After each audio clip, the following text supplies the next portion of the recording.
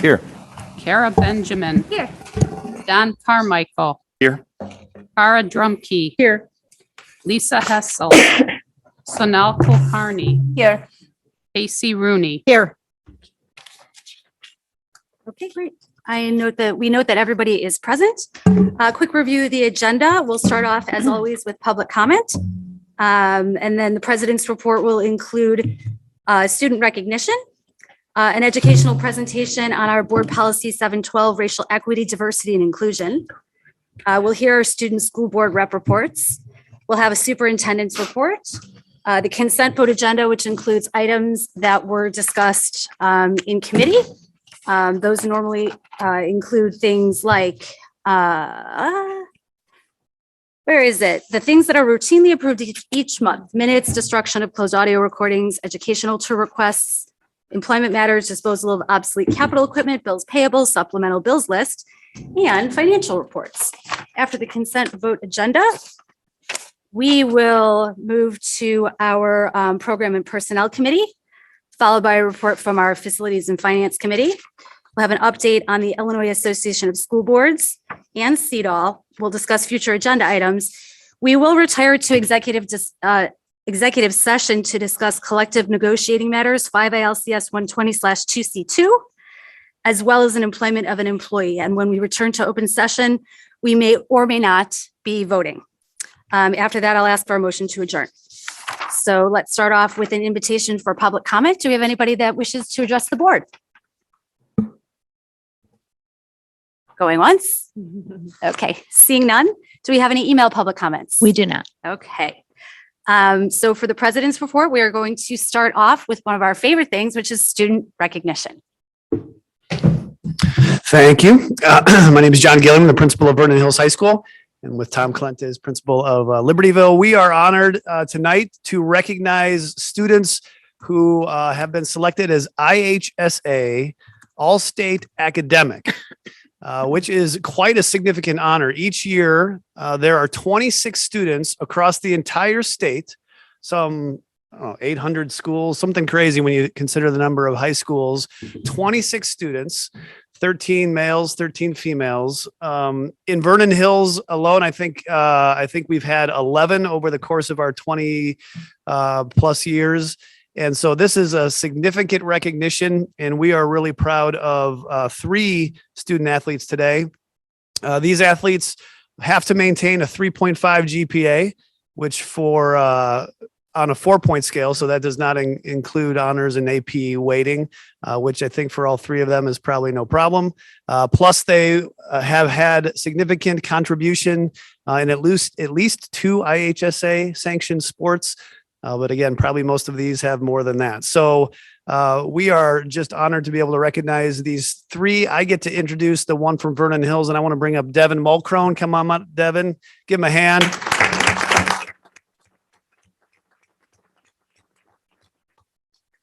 Of course, these are all seniors, also all recognized in a pretty cool ceremony a couple weeks ago down in Bloomington. But Devin was, let's see, cross country, swimming, and tennis, right? And all 4 years in each of those 3 sports. And we're just proud of you, Devin, and excited for your future at Duke, and then beyond, right? Congratulations.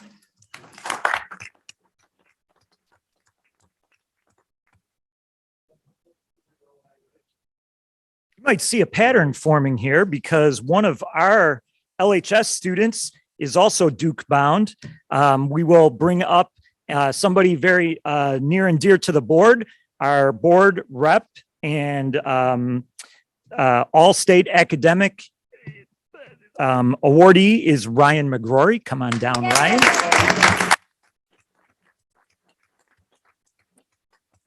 Ryan, you may have set the record for not only doing 12, but 13 sports, 13 varsity letters, because you, during the pandemic, did 4 sports instead of just 3 seasons, right?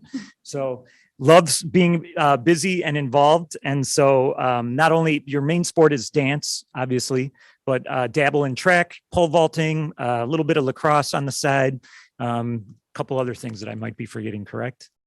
Excellent. just a few other things. And then we're also excited to celebrate Andrew Brooks. There's Andrew.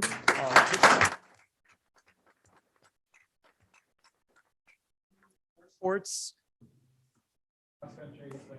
Cross country, swim, and track. I knew cross country and track. I wasn't sure if there was a winter sport in there. So you're 12 varsity letters or 12 sport?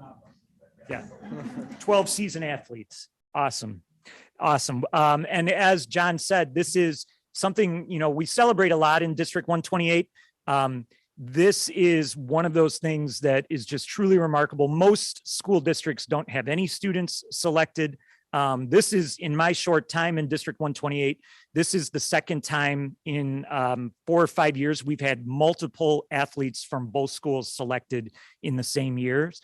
It's just a testament to the quality of our young people and the commitments they make, not only to academics, but to their athletic endeavors as well. And we're just delighted to see them recognized at the state level. So we've got certificates.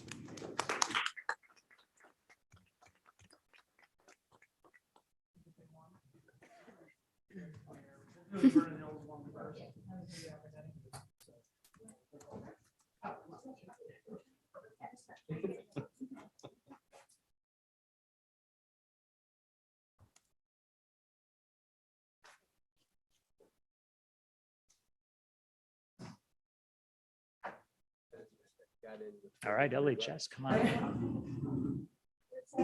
Thank you. I'm so proud.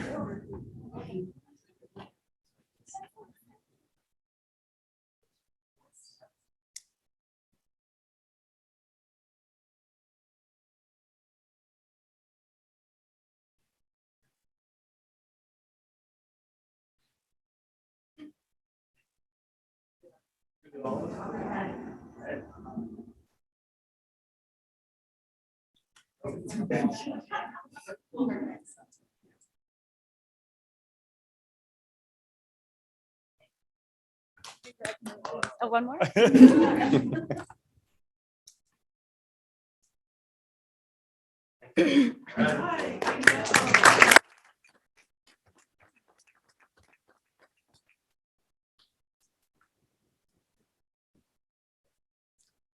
Season athletes. I love that. Amazing. Love it.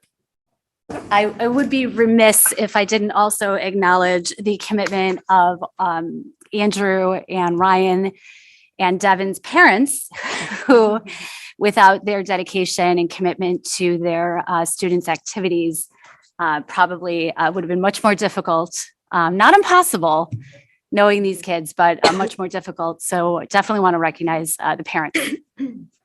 Here.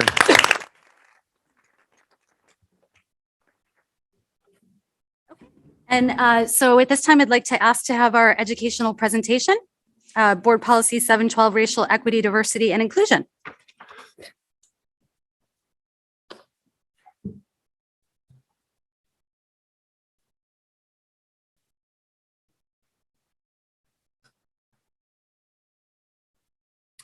Good evening. Thank you.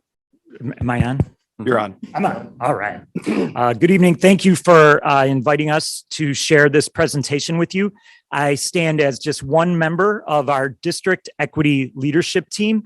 And tonight you'll hear from representatives of that committee. Tonight, John Gilliam is going to speak, and our school equity coordinators are here. Amy Christian, Terry Young from Vernon Hills, and of course, Ann Singleton from Libertyville High School. We are going to share with you as a board just a summary of the work that our district equity leadership team has been conducting this year. And we'll just briefly summarize some of the work that we've done and some of the implications that we believe it has for District 128 as we move forward in this important work. I don't have a clicker, so I don't know if I need to just give you the nod, Bo. All right. As you know, District 128 has our daring mission, and fundamental to that daring mission is equity and inclusion. That is embedded deeply within our mission and within the vision of who we believe we are as a district. Specifically, if we look at some of the daring attributes, aware, we reflect frequently to discover who we are and who we may become. Inquisitive, We are curious about the world's complicated past, present, and future. We ponder problems, question convention, propose solutions, and of course, global, seeing diversity as an asset and a benefit, and thinking about the ways we collaborate and communicate to participate in an increasingly interdependent world. When we look at our daring mission, found at the foundation of that is this belief that we in District 128 are about equity and inclusion because we are about all students in all classrooms experiencing and reaching their full potential in our spaces. We're about equity of access, that every child in our system deserves access to all facets of the school. We're about equity of outcomes. We want excellence for all of our students. And of course, systemic accountability. And that's really where our work becomes special. This is not just talk in District 128. We believe so much in the importance of this mission and in the importance of equity and inclusion that we went a step further. As you know, we have embedded this work in district policy. Last year, we, you as a board, created the racial equity and inclusion policy. Sorry, Bo, if we could move forward. Policy 712. And what's important about this policy is it not only codifies our district's commitment to our work, it also says how we're going to walk this talk. And it gives us very specific actions that we as a professional team take to ensure that equity and inclusion goals are met, that we're measuring progress towards those goals, and that we are reporting out on our progress to you as a board and to our community. So the DELT is a very large group of staff members of both from Vernon Hills, from Libertyville, and the district office, representing different employee classifications. And to talk a little bit more about the work we did is John Gilliam. Thanks, Tom. So this group, back in August, Dr. Herman challenged the entire staff to get involved in some of these daring initiatives that we were participating in. This is the list of 50 plus staff members who took advantage of the call and signed up to work on the district equity policy. We began meeting in the fall and began work on the tasks that were laid in front of us. We began to review and understand the equity policy, what it asked for, and understand the 11 commitments as they related to schoolwork, district work, and community work. We then prioritized those 11 through some voting and discussion and settled on 4 commitments that we were to focus on this year. Bo? So here are the 4 in general. They have to do with C1. Commitment 1 is in affirming environments. C2 has to do with hiring, recruiting, and retaining. C3, commitment 3 deals with student success, and C6 deals with curriculum. Remember, all 11 commitments are important, but these were the 4 that the team centered on this year, and we'll be reporting here tonight as we did 2 weeks ago in our committee meeting. Once the 4 teams were selected, we began work in a process that each team worked in kind of in sync together. The first step of the process was to collect and analyze data. The second step was to look at research and current best practice. The third step was to consider what actions we currently were doing and what we might do in the future as we refine our work. And finally, the reporting component of that, which is why we are here in front of you tonight. So tonight we are going to just briefly talk through the 4 commitments. Again, 2 weeks ago, for those in the audience, we spent a good amount of time interacting with the board, diving pretty deep into the data, diving pretty deep into the research and its implications. Tonight, we're going to focus on a shortened summary of just the implications as it relates to the work that we plan to do in the upcoming years. So Hi there, I'm Amy Christian. I'm one of the equity coordinators and English teachers at Vernon Hills High School, and I had the pleasure of working on the C1 commitment group alongside Tom and an amazing team of teachers and counselors and folks in all sorts of roles all over the building. So we focused on C1, ensuring that D128 schools are identity affirming environments, and that is for students, for their families, and for their communities so that they all feel safe and welcome and valued. And so based on a lot of research and pulling together a lot of the data that we have currently, we saw there were two main strands for our implications and actions going forward. The first strand is as it relates to our parent and community engagement, and then the second as it relates to student belonging. So the data and research suggests that as a district, we need to create spaces for culturally and linguistically diverse parents and community members to collaborate, to connect with one another, to bridge between the feeder schools and the high schools, and then to foster the opportunity to partner with schools. So it's all about making connections and making sure that every single family feels connected to our district all along the way, from coming in when they're freshmen to leaving when they're seniors and getting amazing awards all along. So we want to improve our practices and understanding around culturally responsive communication with families. We realize that's a place that we can do a lot more learning in order to improve our practices, which would include bi-directional and face-to-face communication instead of, always using emails and phone calls, a multimodal communication that will accommodate for all of our families' needs, inclusive meeting times, inclusive meeting spaces, so that we're not always expecting for all parents to be able to come and all community members to be able to come at the same old times and places. Information presented in language that families understand, so their home languages, and that they relate to. So not always speaking with educational jargon that perhaps families are not familiar with, so that way they can all feel like they are a part of the conversation. That also includes making all directions and all decisions that impact parents and families in concert with parents and families, and telling them, instead of telling them, here's what we've decided, bringing them in to be along the way with that process. So that's enabling all families to be empowered and informed advocates for their children. And if you look through the report, you see some suggestions for ways for us to be doing more and more of that. When it comes to student belonging, there's a lot of data in our school buildings, and there's a lot of research out there that pushed us towards these three big key points.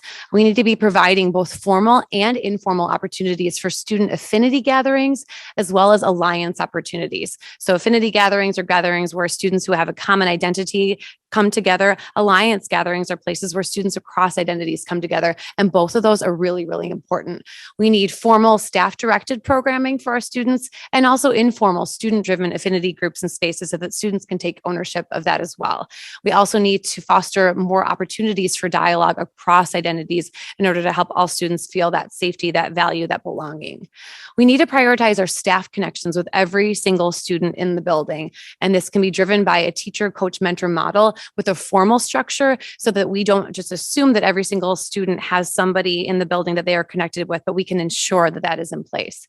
We also need to ensure that every student receives mentorship. So, and our last strand is creating identity affirming classroom environments. So these are the sorts of things that need to happen both outside the classroom and within the classroom. So removing barriers to student learning and promoting academic mindset is one of those ways to foster identity affirming classroom environments and create a sense of belonging. And that also needs to be informed by professional learning on culturally responsive education. So in both of these strands, we know that it's going to take more learning on the behalf of staff to learn to be more culturally responsive in our communication with families, and in providing classroom environments for our students that are welcoming and safe and full of belonging for every single student who walks in our doors. Thank you. Yeah. And what is important for you as a board to understand for all of our groups is when we talk about the data that we used, you provide us tools to do that data work. So the 5 essential survey that we invite all of our staff and students and parents to take is an important piece of data in this work. But then our Illinois Youth Survey that we administer, and our Panorama Equity and Inclusion Survey, as well as some of the SEL surveys that we administer through Panorama, are very important because it helps us get a sense of our students and or parents and staff thinking about some of these environments, specifically when we think about, am I as a human being affirmed? Am I seen? Am I valued in this environment? Those surveys become very important tools for us to get a good sense of not only individual students, but our large groups of students as well. Okay, commitment 2 focused on recruiting, hiring, and retaining, ultimately retaining an increased number of staff of color. Data suggests that in our country, schools are increasingly more diverse in student population. 50% of schools or 50% of students across the nation are students of color. And meanwhile, only 18% of teachers are teachers of color. And that gap is continuing to grow. The staffing trends at D128 are encouraging. Over the last 4 years, we've seen an increase of staff of color from 6.3% to 9.2%. And so those trends are encouraging, but we are committed to furthering that work and increasing that percentage so that it mirrors our own student demographics and those of the global community. We want to do that in really some intentional ways. So first, in recruiting and hiring, we will increase our presence at job fairs and posting sites. As COVID releases its grip, we will recommit to finding local and statewide job fairs that get us access to a diverse and excellent candidate pool. Just as importantly, teachers of color are drawn to schools where they see themselves.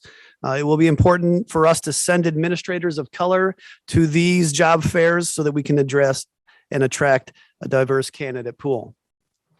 We want to address the pipeline at a local level as well. This is a little bit more difficult for us as a high school, but we're going to do what we can. We'll start by moving to create and build a Future Teacher of America club at both schools. We always attract our own D128 graduates as teachers in the district. We have several staff members who have been graduates of our high schools. So if we can encourage our students, and especially those of color, to pursue teaching jobs, then we have a good chance of luring them back upon graduation. We have already taken steps to change the interview protocol to better track applicants and hires. We realize that Frontline keeps some good data for us, but as we look at the metrics that we committed to reporting to the board, we realize that it does have some limitations. So in order to present you with all the metrics that we've committed to, we've asked our hiring teams, our building and school district administrations to begin reporting data as they move along the recruiting and interview and hiring process. We also commit to hiring administrators of color. As you know, we are committed to hiring high quality teachers and administrators, and we've been fortunate enough in these last months to hire wonderfully talented individuals who also happen to be administrators of color. So our work in that area has begun. When we talk about retaining, I just want to address a few things. One of the things that research has indicated is that we introduce and implement a feedback loop for staff of color. We have already implemented this at the district level this year. Dr. Herman met with a representative group of all of our staff of color just last week. Tom and I met with a focus group of staff of color individuals as we met with them to talk about their experiences in our high school district and ways that we have succeeded and ways that we can improve. We also aim to strengthen our staff of color affinity group. We have heard from them, and as we look at research, it's really important for all staff, but especially staff that feel like they are in a minority group in terms of percentage of representation, to have a group where they belong. And so we have been really intentional working with our equity coordinators to create a staff of color affinity group in which they can meet together, and we support and affirm that work. And then lastly, we want to strengthen our mentoring program. We have done really good work over the years, creating a mentoring relationship for our certified staff, our teachers. We've not done as good with some of our support and administrative staff. So our goal moving forward is to strengthen that mentoring program and be more intentional about meeting the needs of really all of our staff, but especially staff of color.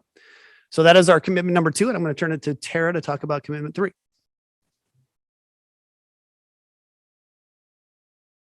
Good evening. I'm Tara Young, English teacher and equity coordinator at Vernon Hills High School. So commitment 3 says that It focuses on honoring and building upon the strengths and assets of every student, promoting academic, social, emotional growth, and providing multiple pathways to success. This includes monitoring and assessing the impact of educational programs on the achievement of all students. And so I co-facilitated this subgroup with Shannon Garcia amidst a lot of wonderful people from both buildings in the district. And we really focused on the academic growth of our students because this commitment is so large and there are so many factors and indicators that go into monitoring this. We focused first and foremost on the academic growth of our students. And one thing that the data revealed is that our students of color are largely overrepresented in our striving learner courses and underrepresented in our honors and AP courses. And so that's something that we really focused on is how do we make sure that all students have access to those higher level rigorous coursework that will prepare them for whatever they want to do after they graduate from our schools. And so after looking at the data and doing a lot of research and considering the robust discussion that we had a couple of weeks ago surrounding this commitment and thinking about how can we make sure that we're clearly communicating what our goal is for this commitment in order to ensure access for all students, we have revised our recommendations in order to more clearly communicate what our goals are moving forward. So the first suggestion that we would like to make is continued exploration of strategies that increase inclusion for all students. This is going to involve a lot of conversations around teacher mindset, thinking about growth mindset and engagement and making sure that all teachers and staff feel equipped and prepared to meet the needs of all of their students, which will involve professional learning surrounding differentiation within the classroom, making sure that they can meet the needs of all the students that they are teaching. It also will involve parent education and engagement surrounding whatever changes potentially are made. And then also could involve just some conversations around class sizing if class sizes change in order to increase inclusion and access to any higher level classes. We also talked the last time about the pilot alternative that we're going to pilot an alternative pause structure at Vernon Hills.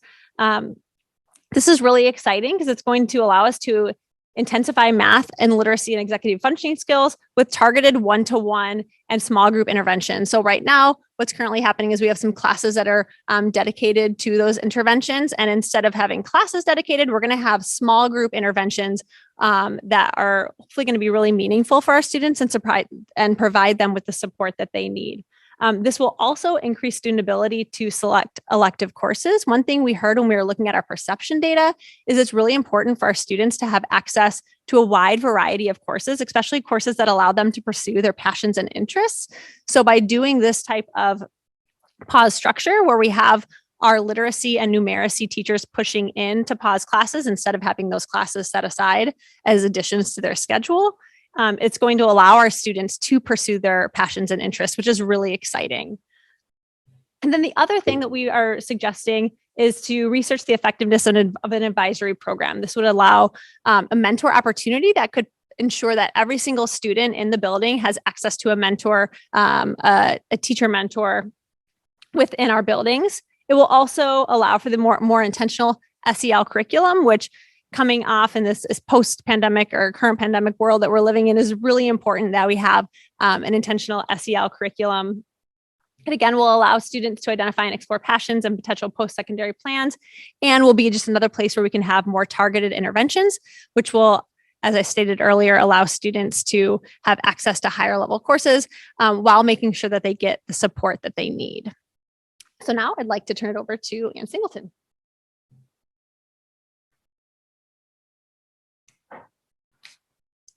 Hi, I'm Ann Singleton. I'm the equity coordinator at Libertyville, and I'm also an English teacher there. So I'm here to talk about Commitment 6, and this one I co-facilitated with Tiffany Scott, who's a counselor at LHS. And so our commitment focused on curriculum, and it's ensuring all students have access to a diverse, multicultural, inclusive curriculum that avoids stereotypes and includes perspectives of multiple identities in order to build their awareness as they see themselves in the curriculum and help all students as they seek to understand the varied experiences and realities of others. So for this particular commitment, we had 2 data points that we needed to be looking at. And one of them, the curriculum audit, we didn't have this year. So I'll talk a little bit more about the plans for that because that required some research into figuring out how to do that and where to go with that. But The other thing we looked at was the survey in November, the equity and inclusion survey. And looking at that, we found that not all of our students are seeing themselves in the curriculum.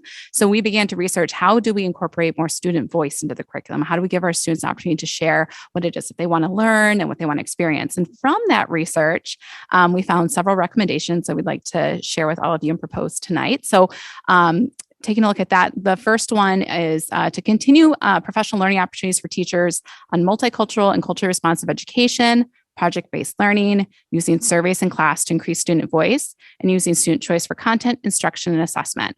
And we know many of our teachers are already going through those professional learning opportunities, have started applying that, have been applying that. So we just are excited about that, and we'd really like to encourage like just a little bit more systemic and continued growth in those areas. Another recommendation we have is to use student advisory groups. So we have something like this at LHS. It's the Principal Advisory Board.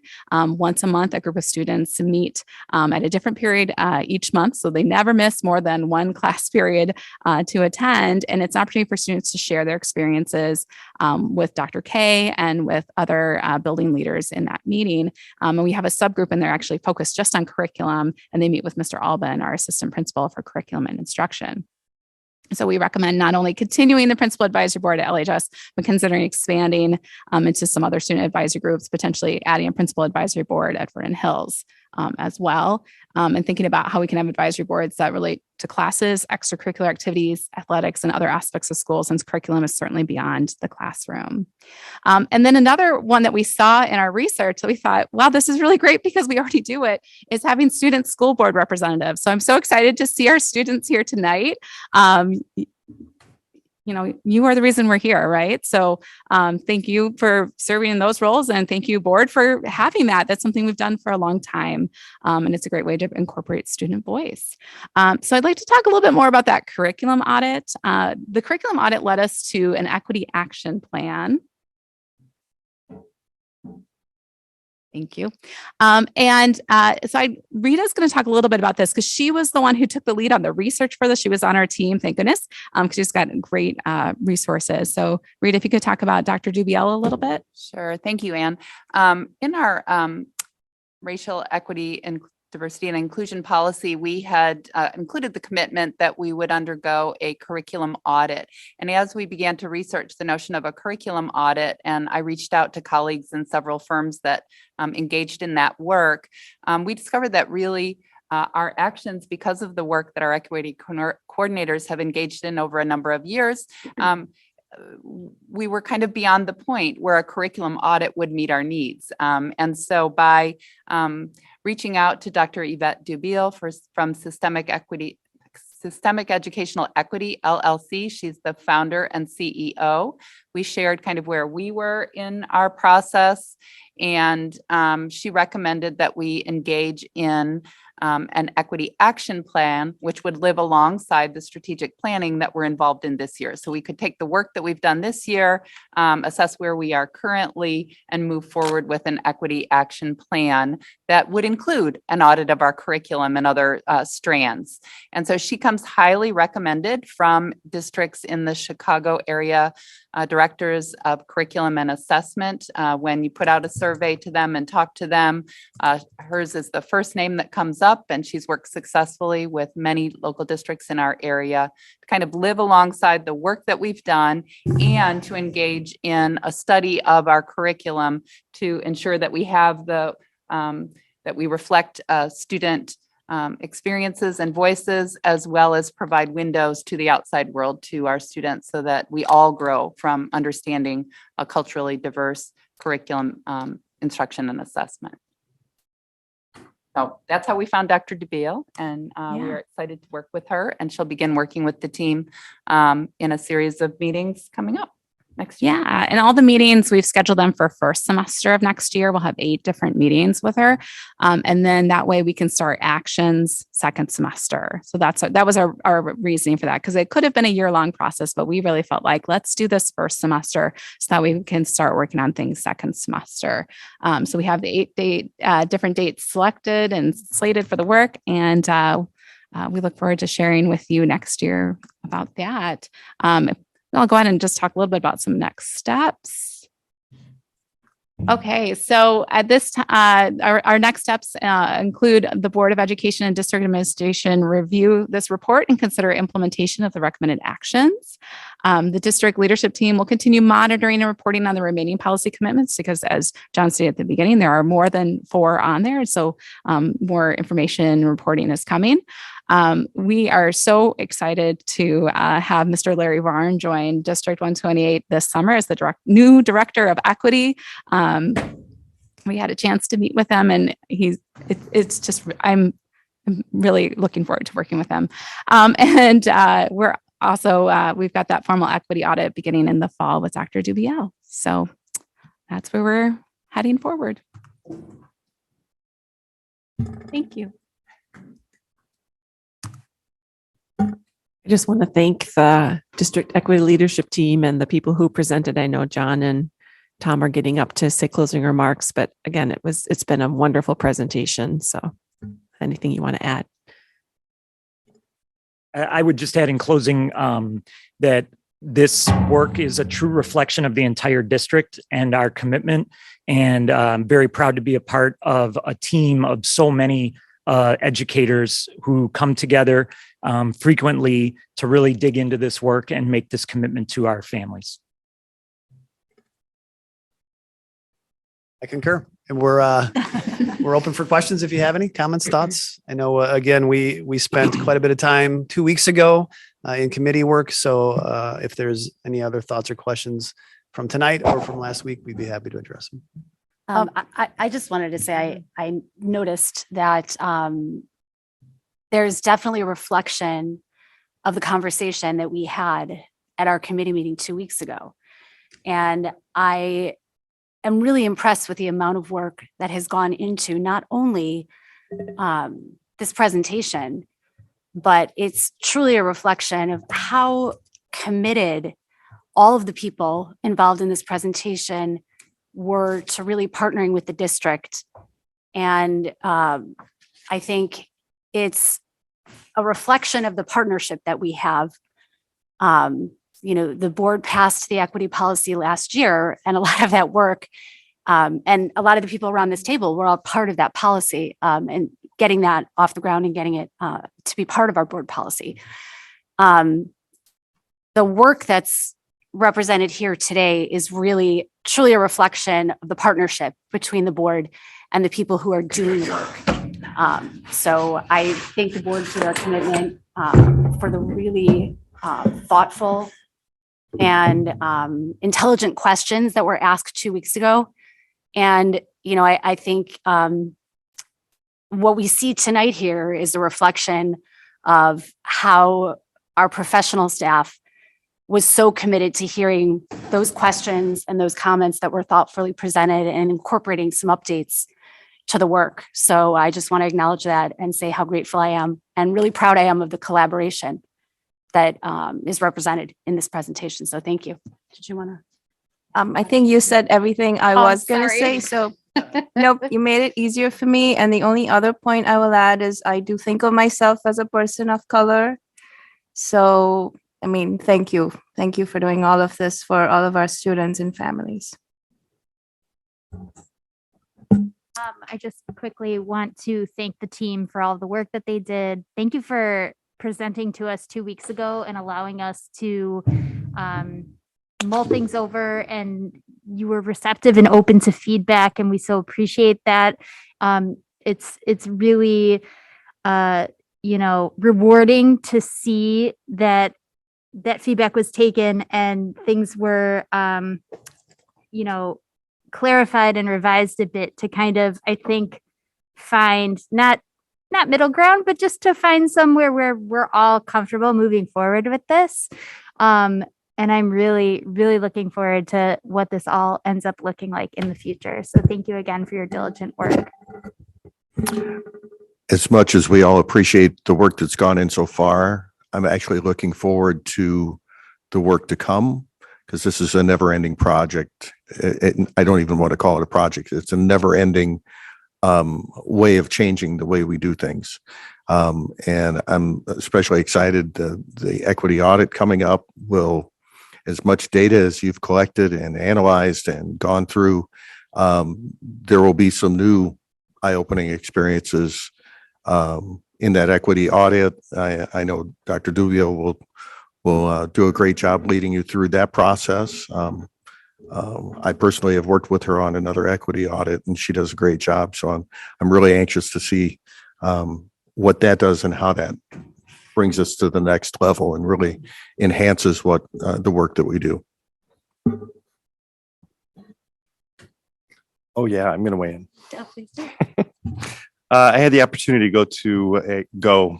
Nobody goes anymore. They just look at their screen. I was at a ISB webinar on equity just a week ago, and was surprised to learn. I don't know why I didn't know this, but I didn't know that equity is going to be on the report card starting in October. And hearing the steps that we're going through. Yes. So the state releases a report card about every district in the state.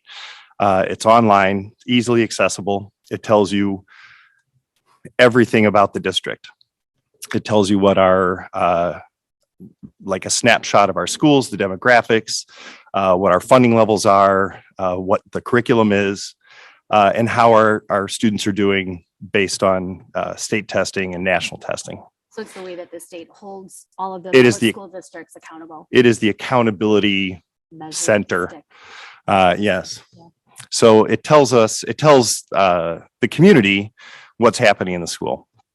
And I did not know that they were going to be including equity on the report card starting in October. And hearing them talk about the equity journey being a continuum, and seeing the work that has already happened here, both in the board passing the policy and then going on to the work that you have done to put in the metrics and push us forward. I feel very comfortable about that first report card because we already started. And I feel like we are in capable hands and that you are pushing us the right direction. I don't know how other school districts are going to feel about it because I don't know if I didn't know about it. Did you know that we're going to be on that report card? And okay, so I'm the only one, but that's okay. That's not uncommon.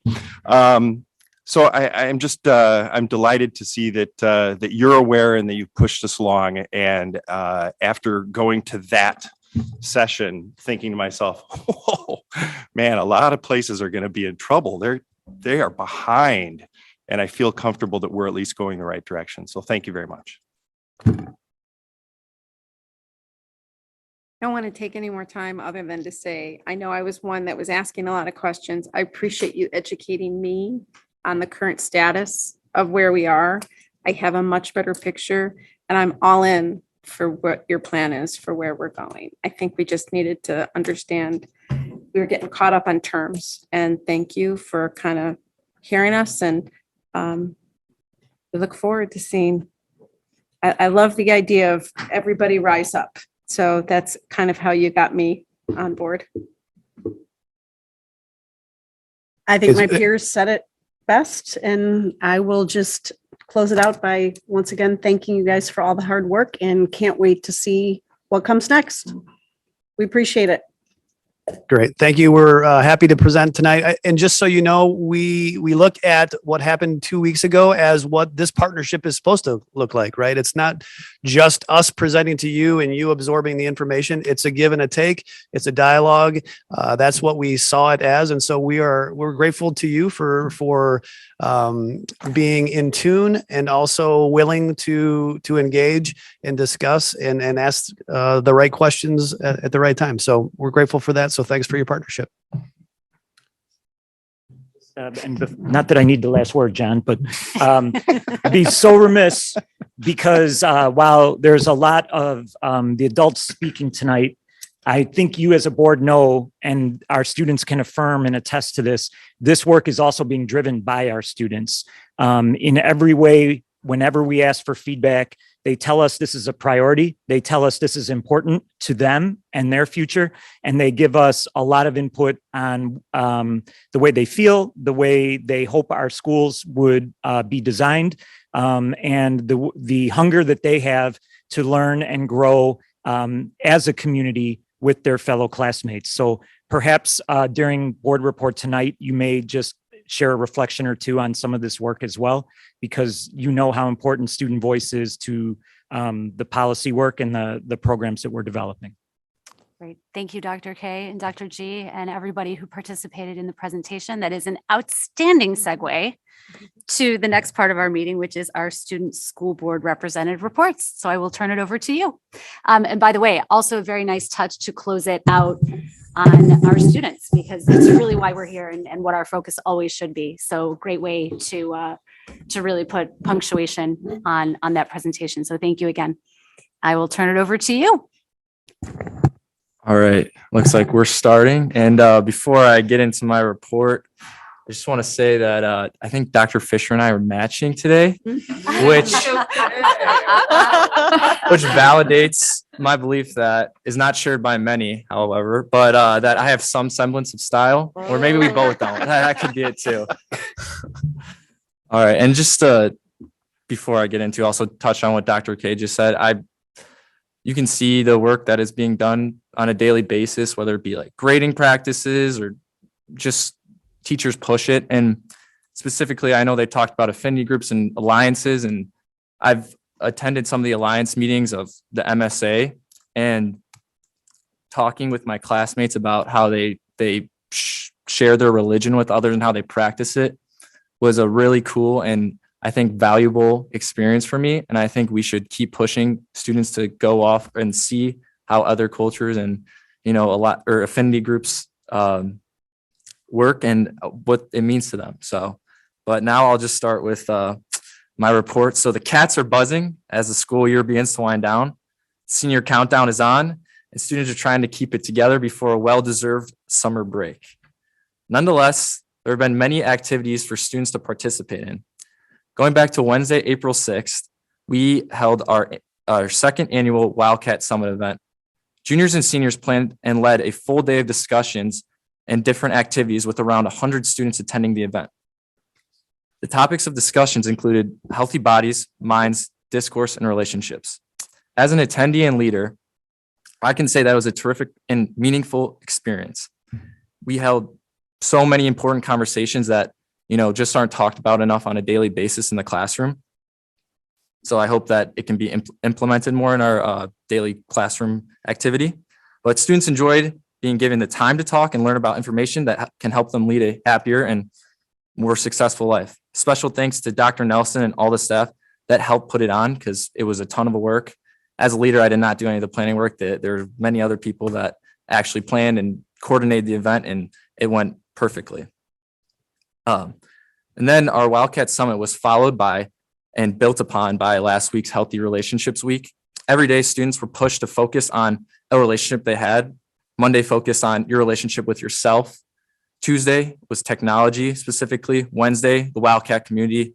Thursday, gratitude. And Friday was just a green out, which I've talked, or for our green out program, which I've talked about in the past, and Earth Day.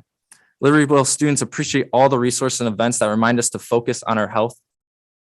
And I talking to many students, they're just appreciative that there's so many different resources that they can go to for anything. Also on Friday, some students chose to participate in a day of silence for marginalized groups and people. They filled out a Google form indicating what group they were representing. And talking with the classmates that chose to participate after the fact, of course, he told me that he did it as a small sacrifice to show solidarity with a specific group, the LGBTQ plus community. And he just wanted to remind himself of all the hardships that others go through on a daily basis. Finally, probably the highlight of my month, yesterday was the Best Buddies talent show. The studio theater was packed full of students and their families to see members of Best Buddies showcase their talent, which included many talented singers, an electric guitar performance, a mind-blowing magic trick, and dazzling displays of art. I also have to shout out my peer buddy, Vaughn, who emceed the entire thing, and he was great at it. Many jokes and went smoothly. Being in the crowd, I just had to say that the support for the buddies was fantastic, and many people decided to attend that aren't even in the Best Buddies Club. And each performance was followed by a roar from those in attendance. Just a great overall atmosphere. I was so glad that it was able to be put on. And with that, I'll pass it to Ryan. Before you do that, I'm sorry to interrupt, but I noted with interest a group at Libertyville High School that I believe you co-founded called the Gray Area. And I was really impressed with the goal. Would you mind just telling us just like a 1 minute what it is and how you conceived of this Yes. club? Of course. So the gray area, as you've kind of highlighted, is in going with these relationship themes and healthy discourse is part of it. Is in our society nowadays, we're very polarized, and it's this or that. It's black and white, and gray area is kind of the combination of both. So we discuss a variety of topics from political issues to more fun topics like what's your favorite cereal, and we discuss both sides, and we kind of make concessions and come to agreements, because healthy discourse is so important. Just having respect for the person that you're talking to and understanding why they came to the idea, like everything about them. And overall, it's going well so far. We have a group of about 20 to 30 students, and every week we dissect a new topic, and we're going to continue to build on it. Hopefully it's in Libertyville for the future, because I think my friends and I, when we decided to start it, we're just like, it's kind of ridiculous that I'm not calling out you guys as adults, but lots of adults you see on social media or whatever, just in normal conversations that you observe, are not respectful of others' ideas, and they see it as this or that instead of what is in the middle and what can be looked at together. So that's just kind of a brief summary, and thank you for pointing that out, because it's a really great club, and I hope we can expand on it so more students can join. I hope so too. You have some underclassmen that are participating to Yes, we ensure need that- more. It's being a senior, people I get to come are mostly juniors and seniors, but we're working on creating a base so it'll live beyond our years. Well, whether you talk about highly charged issues or breakfast cereal, Yeah, it's a wide variety of topics. but whatever the topic, giving people the opportunity to practice and model healthy discourse is a very timely subject. I agree with you. Some of us adults could use some participation in that as well. And I just want to congratulate you for a great effort and for starting a new club that hopefully will be permanent Yeah, at LHS. That's cool. Thank you so much. Good job. Spring sports are in full swing, with many teams playing conference games and looking forward to the postseason. Some highlights of the spring season are: in the girls' track meet last Saturday, Anna Becker won the triple jump event with a school-setting record jump. The girls lacrosse team is currently undefeated, 8-0, and play Lake Forest today, hoping to continue their streak. The boys' baseball team is also currently ranked 11th in the state. The CRC, which is our College and Career Resource Center, held a summer job fair on April 20th during the Wednesday flex time. Students were able to attend and talk to employers of local businesses and franchises like Culver's, Six Flags, the Lake County Forest Preserve, and more. This was a really great opportunity that the school provided for Libertyville students to get jobs and stay connected within the community. Final college decisions came out in early April, which means many seniors are finalizing their college choices and choosing their housing, roommates, and much more. Overall, among the students, the stress of the year and all the choices to make are dwindling down as seniors finalize their path after graduation, either through college, a trade school, or the workforce. Decision Day is next Wednesday, May 4th, where seniors have the opportunity to celebrate their future, and everyone I've talked to is really excited to share that experience with our friends and classmates. At this time of year, when we've been back from spring break for a few weeks, students tend to be more stressed as the end of the year is approaching and everyone's trying to keep their grades up. Many people I know are using the opportunity to retake tests, to get a few more points, and maybe get up a letter grade. AP tests are approaching in the first 2 weeks of May, so many AP classes are finishing up material and have begun reviewing. Testing will be a new experience for many of our students, even those who took AP classes previously, because tests are fully in person this year. Over the past couple of years, there have been very few in-person AP tests, so students are having to find new ways of preparing and reviewing material. Only a few students remember what an in-person test is really like, so we are having to adapt to get back to a more typical year of testing. I'm going to talk a little bit more about the Bystander 2.0 training, which is part of our Healthy Relationships Week. Libertyville and Life of a Wildcat has the goal of getting every student Green Dot Bystander training. This training usually takes place once a month or so and helps educate students on the best strategies to intervene in a potentially hurtful or harmful situation. However, one of the limitations of Green Dot is that it doesn't address identity-based violence, which is attacking someone's race, sexual orientation, gender, or beliefs. Dr. Nelson, Mrs. Singleton, and a group of students discussed those limitations and created Bystander 2.0 training, which was specifically designed to address situations of identity-based violence. The training was during lunch periods, and groups of 5 to 12 students were able to discuss personal experiences with identity-based violence or situations that they have seen. For me, as well as other students who were Green Dot trained, this training was super helpful and added another layer onto what we already knew about how to step in and solve these situations. We discussed a lot of possible scenarios and how we could best respond to each. And at the end of the session, 100% of students said that they were now more confident in addressing a situation of identity-based violence. I'll pass it off to Faith. I just wanted to say that the presentation was so well put together. I went to the first strategic planning meeting and I wasn't able to make the second one, unfortunately. But I love talking with the parents as well as the teachers because you get to see that behind the scenes kind of point of view where the parents don't always know everything that's going on at school because obviously they're not walking the halls. So it was really good to kind of connect with them and be able to talk about really important issues that is not only just going on in our school, but in our community as well. Equity is an issue that we always should be worried about, no matter what the place is or environment. And I think it's so valuable that we're focusing so much on it because I know that there's so many other places that don't. And I'm privileged to be going to a district that does. So that's all I wanted to say. Okay, here we go. After spring break, there's been lots going on at LHS. One of the last chances for our theater department to put on a show is our spring play, which was on the 21st, 22nd, and 23rd in the auditorium. The play was William Shakespeare's A Midsummer's Night Dream. As for all, our plays and musicals have hours and hours of rehearsal to put on these amazing shows that our theater department gets displayed for the entire school. Not only did the cast do an amazing job and put on a show that left you on the edge of your seat, but personally, I was so impressed with the makeup and the costumes that were done for it, putting the audience in a mystical yet adventurous reality.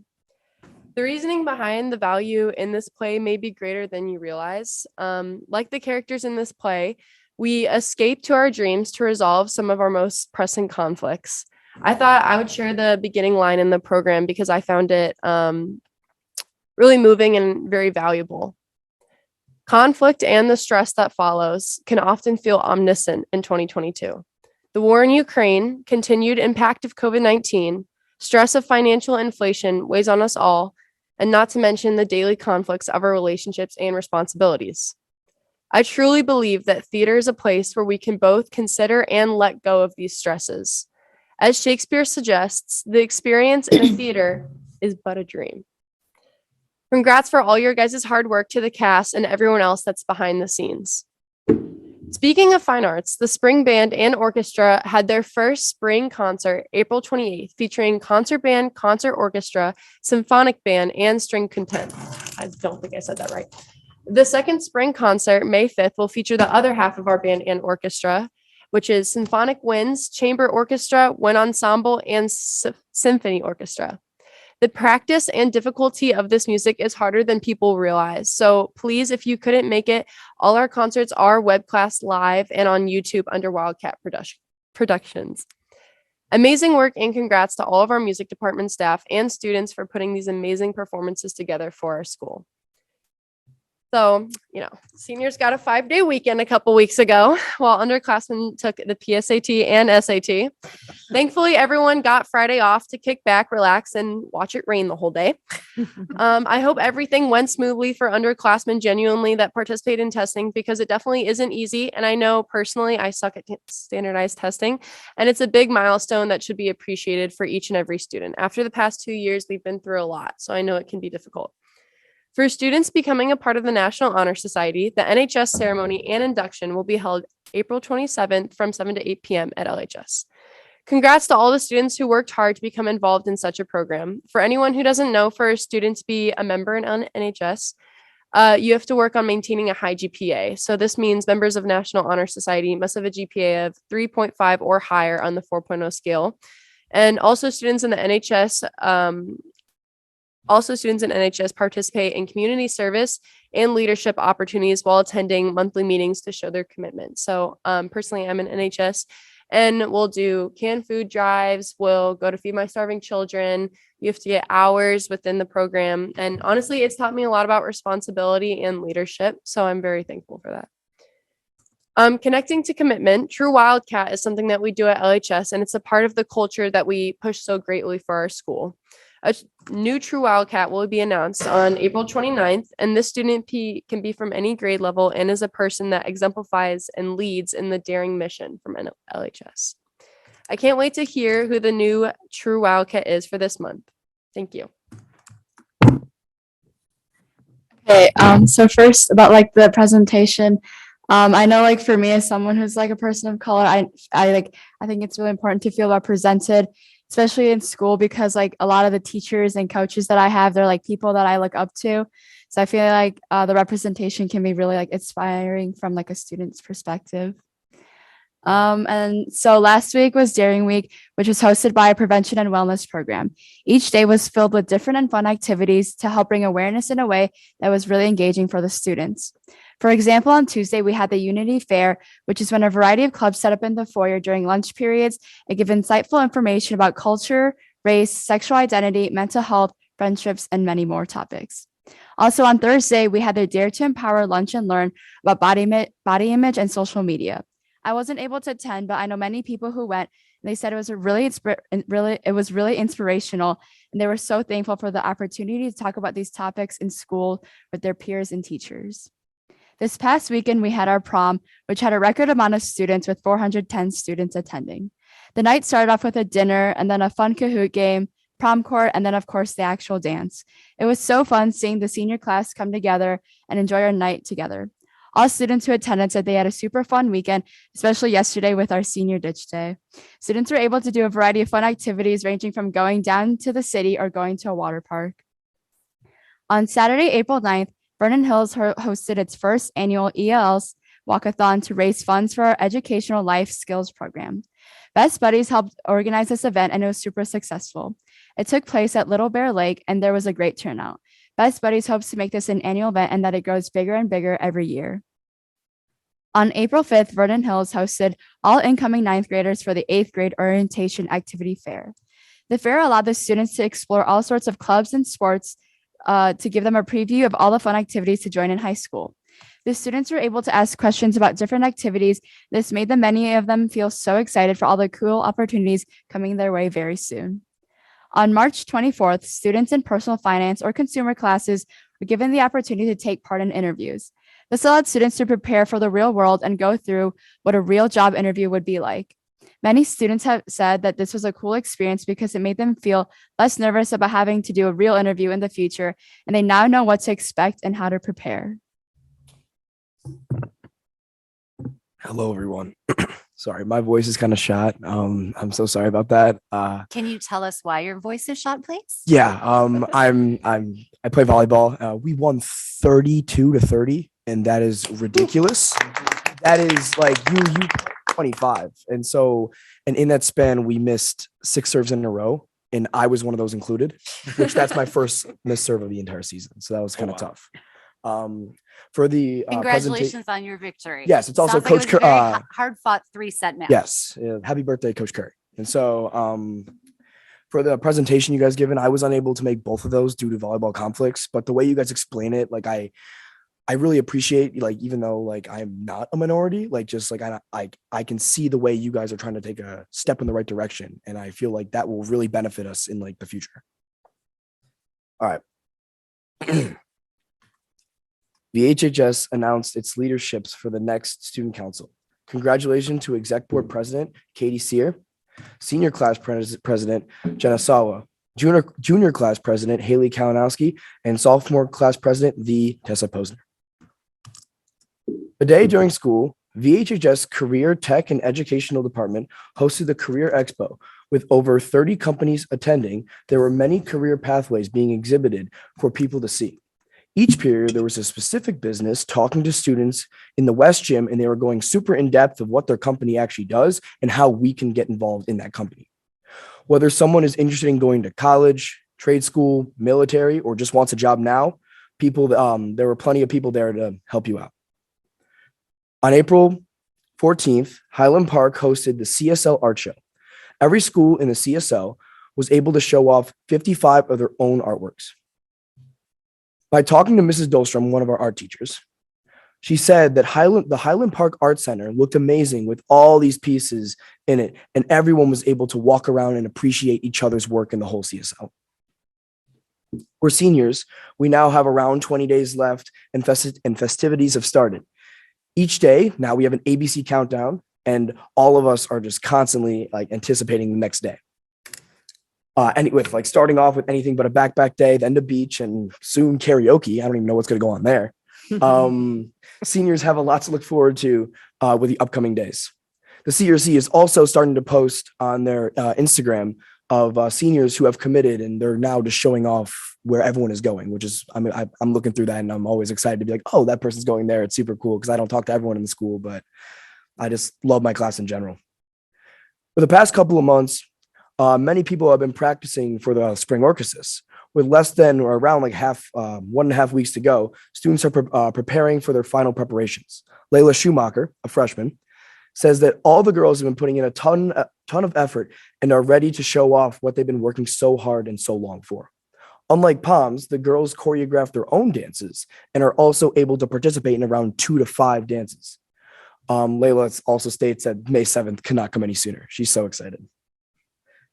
For sports now, I've kind of already talked about volleyball, but we were able to get a fantastic win against Deerfield tonight on Coach Curry's birthday. It was fantastic. And it's 2 years in a row we beat Deerfield on his birthday. That's pretty interesting. Other big wins include a win against Sandburg, York, and Dr. Herman. You were able to watch that Libertyville game. And so next weekend, Vernon Hills will be competing in a 16-team tournament where 10 out of the 16 teams are top 20 in state, which that is just amazing competition. I'm just so ready for that. It's great to have that tough competition, and going into sectional seeding, we are ready to fight. Also, baseball is actually killing it in conference play, and at the moment is leading the CSL South. And they're around 1 game away from possibly being the overall conference leader, which I know in our conference has many top 20 teams on the north side. And we've been able to beat 2 out of the 5 or 6 that we have so far. And so surprisingly, we're doing very well. And so, yeah, thank you. Okay, thank you. Does anybody have any questions for student board reps? Okay, great job, guys. It's amazing. You guys started off at the beginning of the school year doing a great job, but I really observed tonight the evolution of your reports, and not only the richness of the information that you realize that we're looking for, but I feel like you've really found your voices, your own unique voices in terms of how you present information. And I just couldn't be more pleased with your participation. So great job to Dr. K and Dr. G for selecting these fine students, and your commitment this year has really been noted and appreciated. So Tomorrow, actually, our board reps and Kara will meet to select next year's reps. So we're already into that process. I'm sure LHS has got that coming up as well. So it'll be fun to have them at our next board meeting. fantastic. We look forward to meeting them and for you to give them some good advice so that they can start off the next school year on the right foot. Okay, so thank you. That concludes the president's report. We'll move on to the superintendent's report. Wonderful. Lots of good news to share. So I'll start with that. The students had quite wonderful things. So these are in addition to what the students reported on. This morning, U.S. News and World Report released its list of the 2020 best high schools.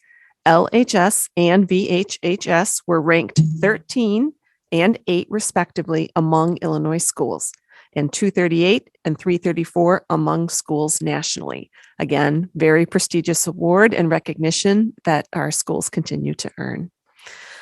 Next, we had several staff members who received honors at the recent Illinois Directors of Student Activities Award ceremony held earlier this month in Rosemont.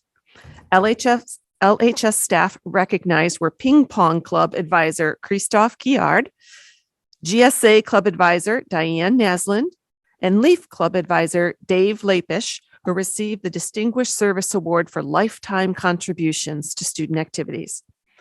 Vernon Hills staff recognized were Principal John Gilliam, yay, and Advisor Assistant and CRU Advisor Assistant Robin Levin.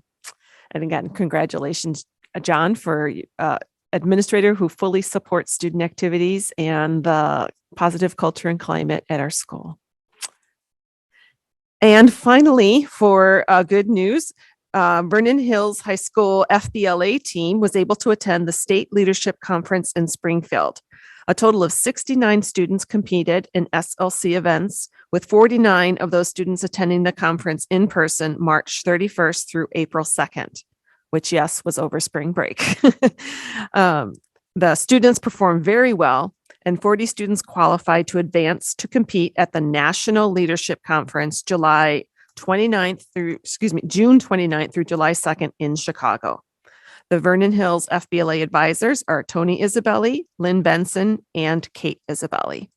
And I just wanted to add, in addition to the good news, I was able to visit both campuses and firsthand witness some other really great things going on.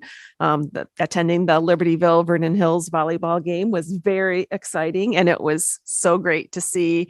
Even though the competition was very competitive, as soon as the game was over, everyone was shaking hands and just really congratulating both teams for a very hard-fought game. 2 weeks ago, I was able to attend a Dare to Empower session at Vernon Hills here with a student Dare to Empower group. And I was invited to be a guest speaker and to answer student questions and to talk with them about some of the challenges that adult women face in terms of balancing career and motherhood and all of the other challenges. And it was just an amazing conversation. The student facilitator could have been hosting a podcast on like the Atlantic. It was an amazingly well facilitated meeting.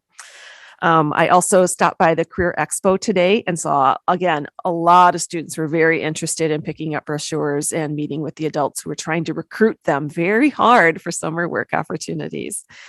And then lastly, both today and tomorrow, the AP research seminars, the oral defenses are taking place. And so myself and many other teachers and administrators have volunteered to serve on 3-person panels to listen to the oral defenses and then to give feedback to each of the researchers on ways they can improve their presentation or as they finish up their research moving forward in these last few weeks.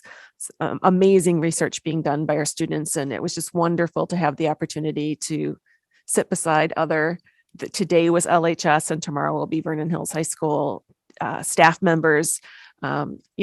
We get to experience hearing from all of you every month, but it's just another level of connection to get to witness students presenting their research and seeking feedback and guidance from adults. So thank you on all of that great news and great visits. Next up, we have a strategic planning update. So that's me again. And I want to thank several board members who were able to attend the strategic planning stakeholder event that we had last Wednesday evening. We had approximately 45 participants, and that was students, parents, and community members. The outcome for that evening was to think through, talk through, learn about the possible goal areas that have emerged from the data in our strategic plan work thus far. And at the end of the evening, each participant was able to set what they felt should be the top 3 priority goals for our strategic plan. Next Monday, all staff will get to participate in a very similar structured opportunity. So at the beginning of our Institute Day, all staff will also have an opportunity to engage in very thoughtful dialogue about each of those 12 possible areas for a focus for us for a strategic plan. And again, based upon their review, their conversation, and what they bring to the table as educators, they will also be completing a form to say what their top 3 priorities are. So we will use all of that input to craft what will then be a report to the board in June for the strategic plan update, where you'll have recommendations from each of the stakeholder groups. And that should be very helpful for you in terms of deciding, as is the board's purview, to set the direction and vision for the district moving forward. So that's the June meeting? Yes, we were going to try and do May, but we have so many other things on the May agenda. We're going to move it to the June agenda. Thank you. And we next have Bryant, who will give us a COVID-19 update. Thank you. Again, all the COVID-19 data is up to date on our website. And 2 things that we're looking at: first, our dashboard, which includes the updated daily totals from staff and for students, number of cases. And so I've tracked those. There's been a little bit of uptick, but our nurses have been working with those students and those families. Again, if the students are have COVID and have to have the 5-day, they're still learning and they're learning remotely. So it seems to be going seamlessly from the educational side. The other thing that we look at is the community levels from the CDC. And just a reminder, the CDC community level is determined by the higher of the new admissions and inpatient bed metrics. And that's based on the current level of new cases per 100,000 population in the past 7 days. And so Lake County is still in low transmission. And the reason I bring this up again, I know it was on the news that DuPage County moved from low to medium. And, when that kind of happens, the one thing you want to keep looking at is what's happening in your school. So, but right now, Lake County still is in low transmission and we're monitoring everything. And so that's our update. And it looks like, based on the definition of close contact, even though we have a slight uptick, there have been no school-related close contact quarantines. No, we don't have the quarantines, and we're tracking any of the cases. Are they happening? Where are they happening? Are they happening with athletics? Are they happening with classes? And we haven't seen like an outbreak in any case or anything like that. So. And the last thing on the superintendent's report are the FOIA requests. And this month we received 2. The first request was received on March 17th, and it was from a news reporter at ABC7 requesting any data or requests we have for forms that challenged library books. We responded on March 22nd that we had no challenges received to date. The second FOIA request was a commercial request from Smart Procedure asking for all current employee staff contact information. And we responded with links to our website on April 1st. And that's all of the superintendent's report. Great. Thank you. We will move on to item number 3, our consent vote agenda. Again, these are items that were discussed at length in committee. May I please have a motion to approve the consent vote agenda? So moved. Second. Great. Any discussion? Okay, roll call, please. Batson, Aye. Benjamin, Aye. Carmichael, Aye. Drumkey, Aye. Hessel, Aye. Kulkarni, Aye. Rooney. Aye. Great. Motion passes. We will move on to. Could I, Oh, I'm we sorry. do have one of the people who's highlighted, and then we discussed briefly at the meeting when we went over the consent agenda, but because Charlotte Eames is in our audience now, I wanted to introduce her to the board and welcome her to the D128 family. Charlotte will serve as our Director of Data and Assessment, a new role in our district. She'll be leading our existing data team, who's been working very hard to capture a lot of the data you saw in tonight's presentation. But under Charlotte's leadership, this will just continue to grow and provide more ability for us to analyze data and make very thoughtful decisions moving forward. So would you like Welcome. to say Welcome. anything to the board? Thank you very much for having me this evening. I'm so energized by what I've seen this evening, and I'm just thrilled to join the team and to start in this role. So it's very exciting, and I'm so glad to be here. Great. Well, welcome. Congratulations. We're very happy to welcome you to the D128 family. We're sorry to Florida for losing you, but we are very fortunate that you are here in Illinois, and we welcome you to the team. And we promise the weather gets warmer. It does for a while. Yes. Then it gets colder again. Do you remember Saturday? That was spring. Yeah. I hope you enjoyed it. Yeah. Okay. Thank you for that very, very welcome and important pause. Before we turn it over now to the Program and Personnel Committee to Dr. Batson. Thank you very much. We have two items here on the agenda to vote on. The first one is the amended 2021-2022 school calendar. And anyone want to give a quick background on that? Sure, I can Dr. provide Fisher? an overview on that. Thank you.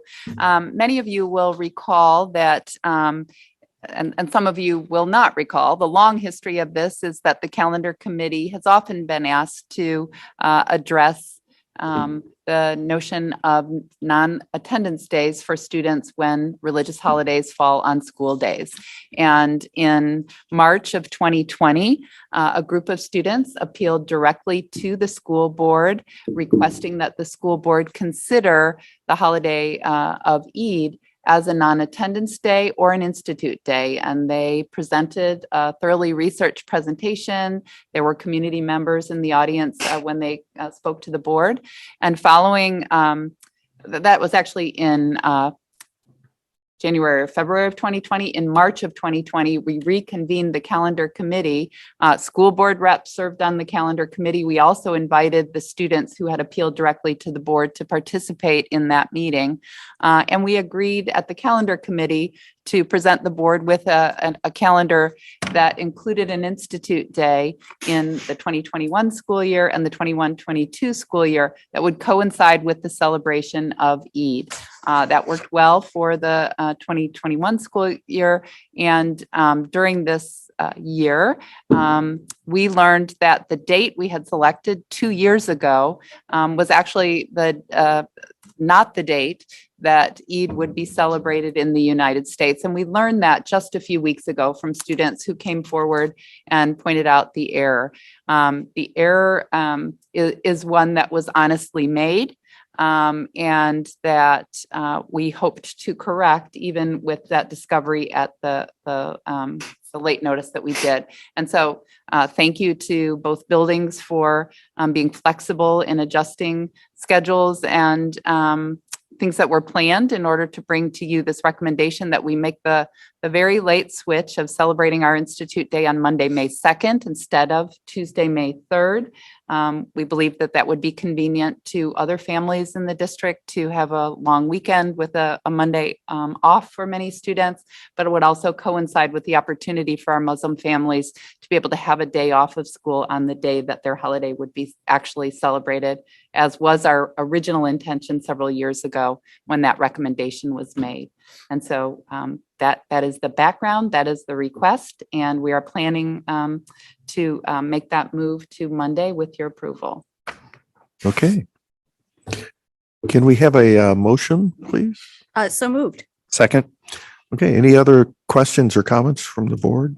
I know we discussed this in committee earlier in the month, and it makes perfect sense to make this correction, as it will if you have it for this year. Do we know if there's any adjustment for next year? The adjustments that we'll make in the future is that we do have student non-attendance days in our calendar that coincide with other religious holidays, and we always work to verify the actual dates of those holidays in the future. We will check with the local mosque to determine the date that will be celebrated in our community. There are different dates across the globe based on the lunar calendar of when the celebration actually occurs. And so we'll take that extra step in the future. But, and we do verify other religious holidays, Jewish holidays that we celebrate to make sure that we're placing those on the correct date. So we've approached this with due diligence in the past. This time, there was just, at the time we scheduled it, we had lots of people looking at the calendar and we thought we had chosen the correct date. So that's the plan moving forward. Like you say, it's an honest mistake and glad we can correct it in time. Yes. So, For the patience of all those who participated in the decision making and agreed to make the change. so no other questions or comments? If none, can we have a roll call, please? Benjamin. Aye. Carmichael. Aye.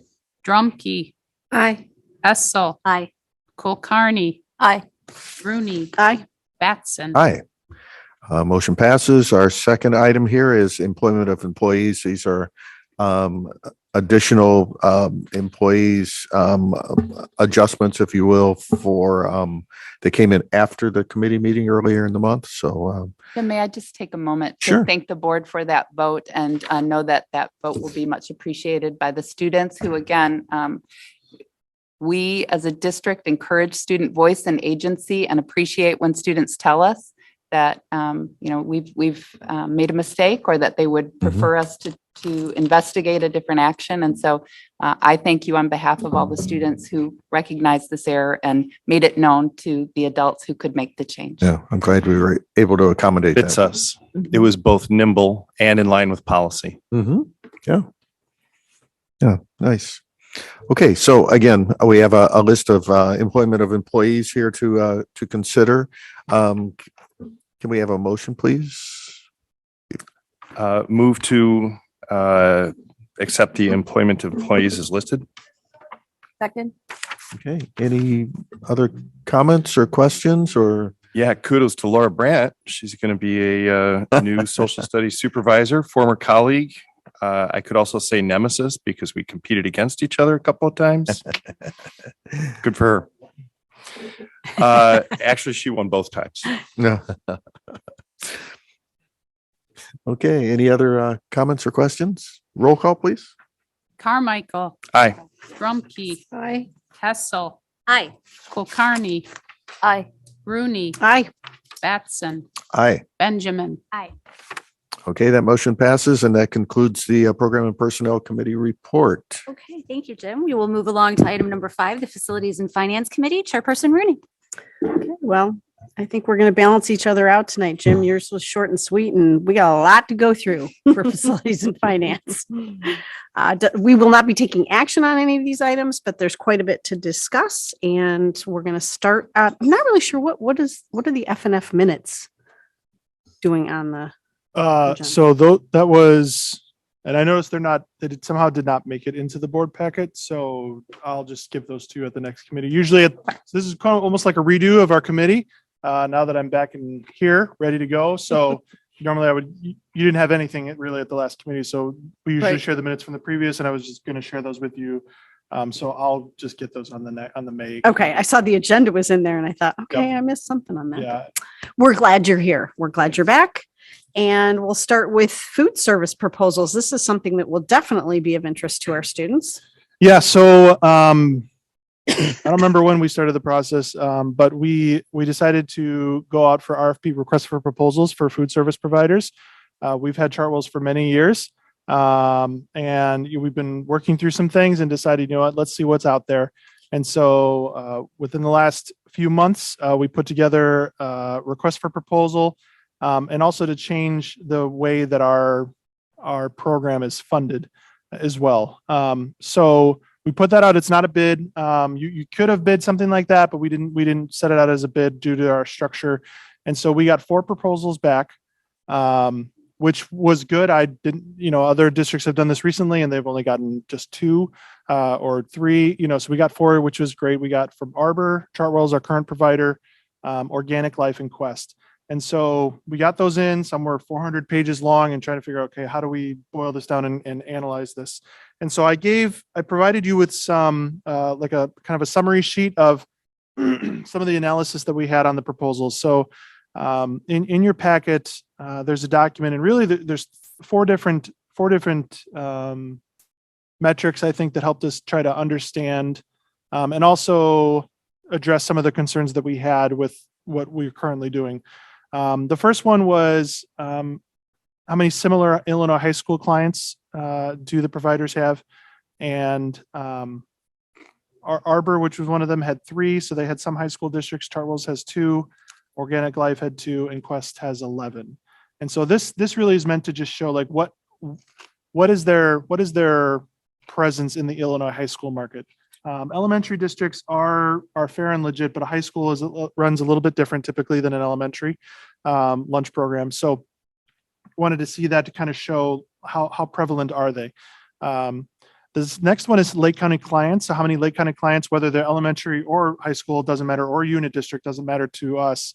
But the point of this is that when they're short staffed, they have an ability to pull from other clients. One of the things with Chartwell's, because there's not a lot of clients around here, we've experienced staff shortages, and there's just not an ability really to pull from other clients to help fill gaps.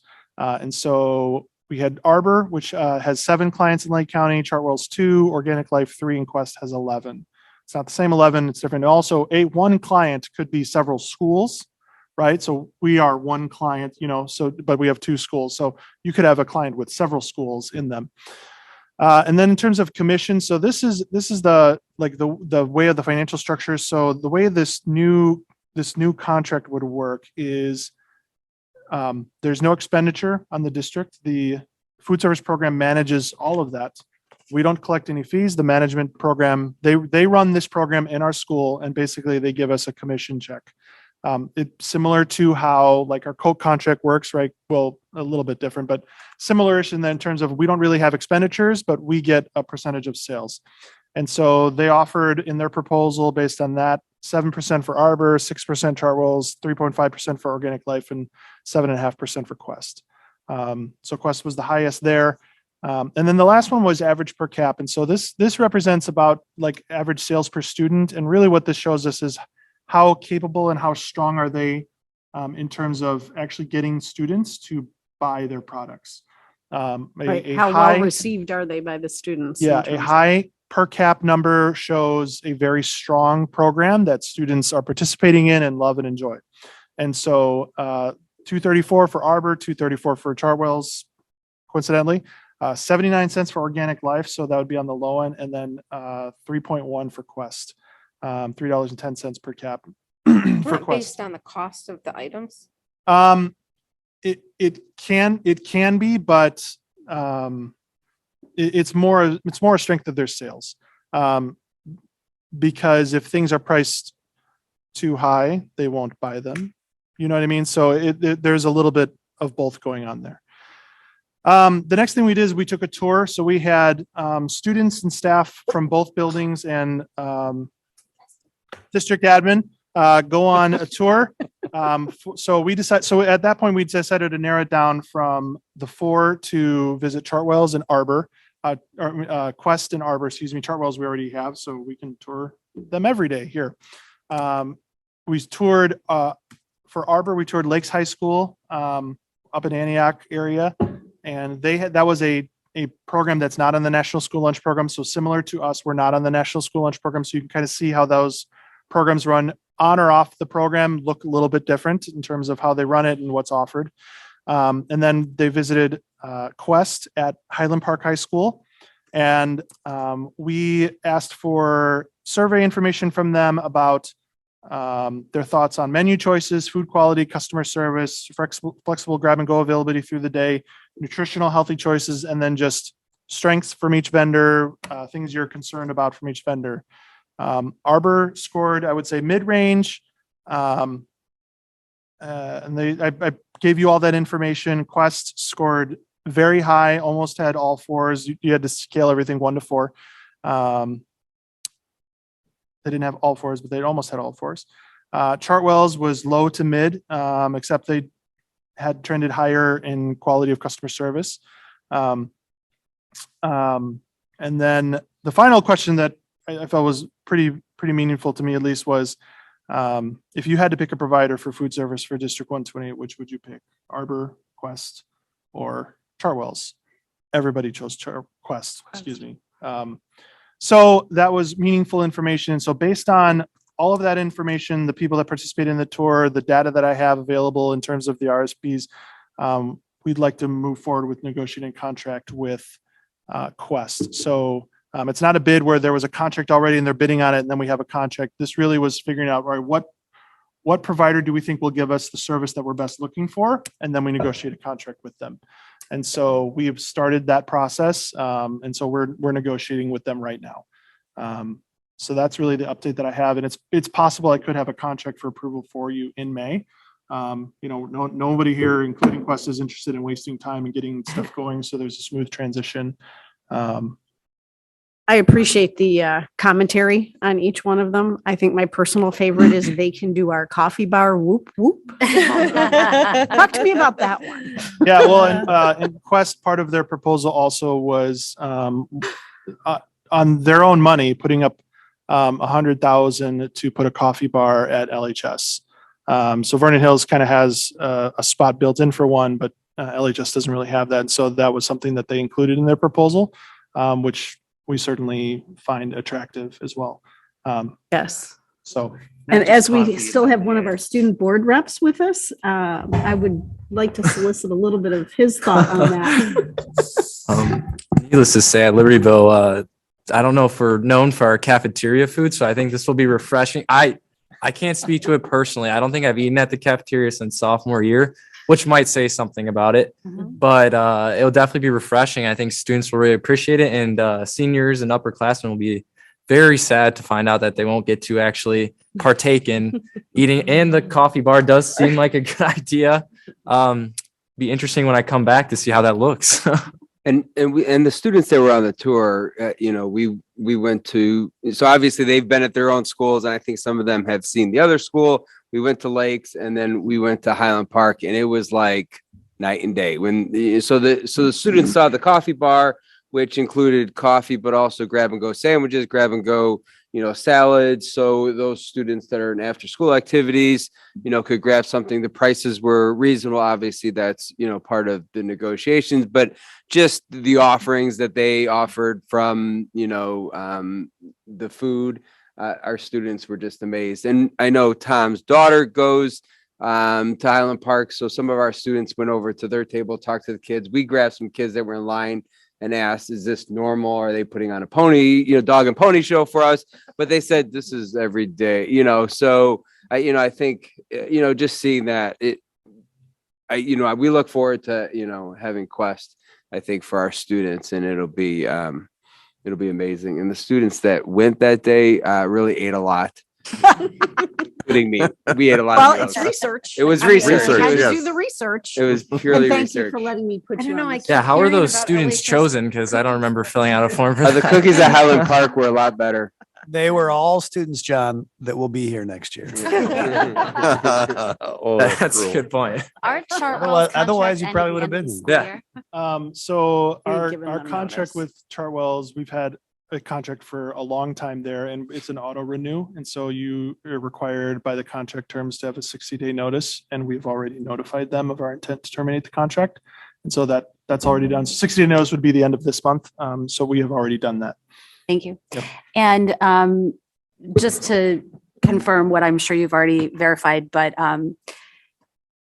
the Quest ability to serve our free and reduced lunch populations, same or better? Yep. Super.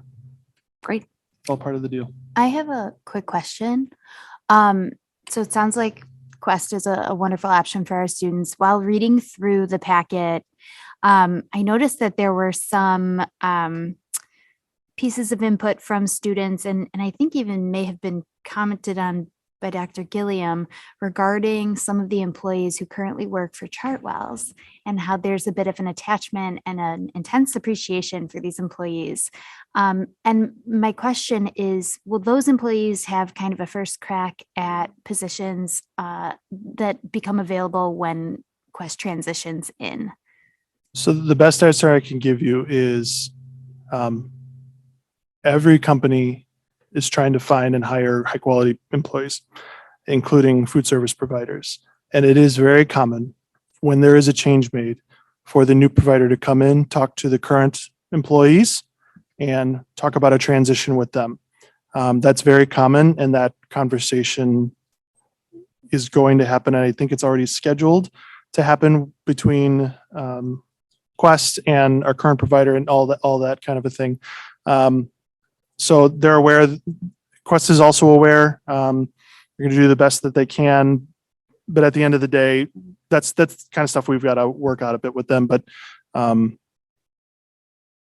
I don't know that there's more that I can really. It sounds like an say. effort is being made though. Absolutely. And I think that's nice to offer to people who are already such an integral part to our, school community. Absolutely. Yeah. I just had one question. It sounds like the answer is yes, but that there are vegetarian and vegan options because a lot of students are there and potato is not necessarily the vegetable of choice and we have real vegetables. Yeah.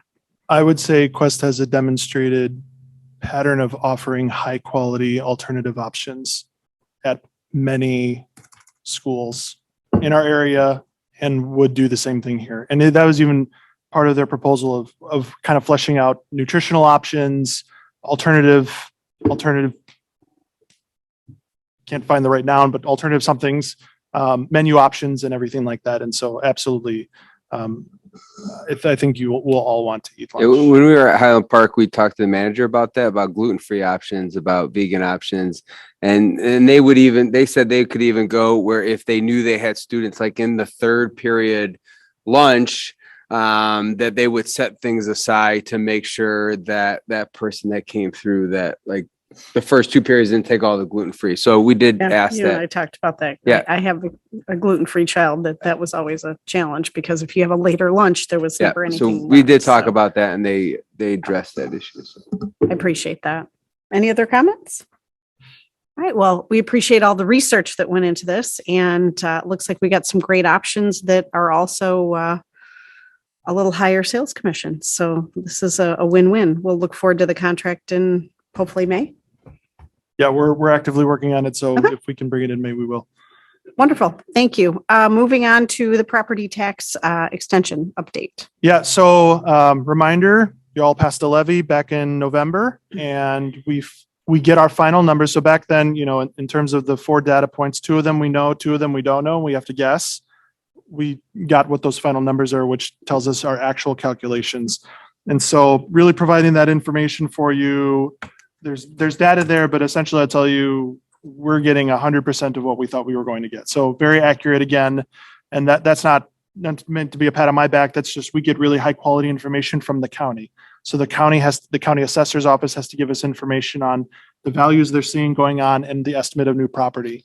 And so, so for example, they gave us an estimate of new property at 17.7 million, and we actually had 17.6 million. And that's not dollars, that's EAV value. So you have to multiply that by the tax rate to figure out how much dollars that's worth. So extremely accurate in terms of that. So that's great news in terms of that's what we were expecting. In addition, back, I don't know when, recently-ish, there was a new law passed that allows districts the ability to recapture monies that were lost from property tax appeals. So the way I've explained this in the past, and I don't have the pretty chart anymore, but the way this works is the process about property taxes is to basically have everybody pay their fair share. The way they determine fair share is based on the value of the property that you have. But the reality is humans are working to figuring out the values, and we make mistakes. Not me. They said like people make mistakes. And so there should be an appeal. So when you get a notice of here's your assessment, you can appeal this. If you think this is wrong, if you think it's over too high, or if you think it's too low, most people don't appeal if it's too low, but maybe if you think it's correct, you can appeal to the Board of Review, which goes to the county level. And then we try to settle as many as those there, because once they settle, then they kind of reshuffle everything. We're like, okay, we know fair share. Everybody's paying their fair share. If it doesn't get settled at the Board of Review, or if the owner does not like what the Board of Review decided on, they can then either take it to court, or they can take it to a state level property tax appeal board, property tax appeal, another level of appeal. Problem with that is there's a log that's years old.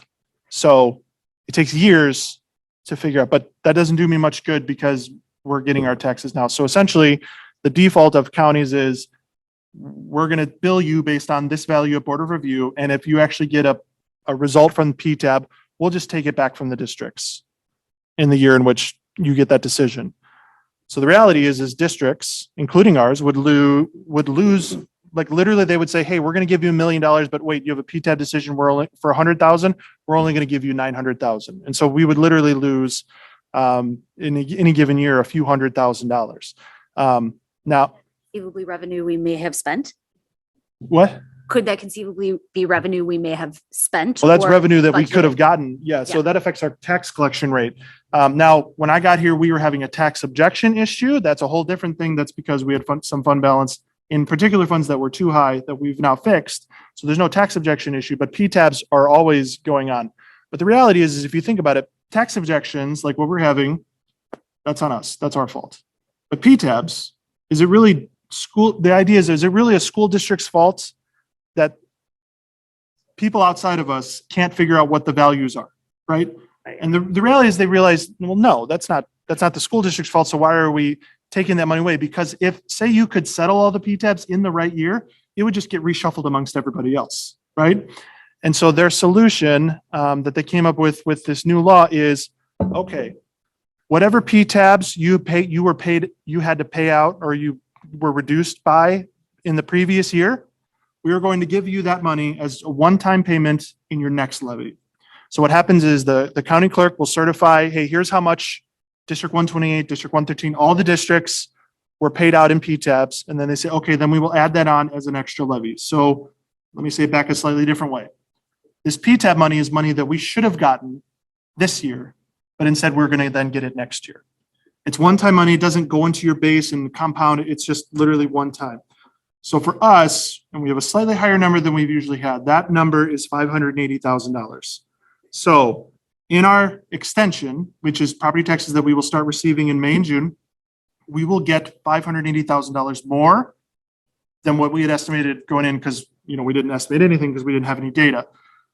That's money that we should have gotten this fiscal year that I counted on getting for this in this last levy, right? So we didn't get that. So we'll see that reflected in our revenues, but you're going to get it next year. So it's just like a slight off timing for one. It's not annual revenue that you can count on. It's just one-time money. And so the reality is what this will do is in terms of our future conversation, this will essentially lessen the blow of our projected deficit for next year based on a fully deferred method of property tax. So I wanted to tell you that. So we're getting exactly what we thought, plus a bit more to make up for the money that we lost this year.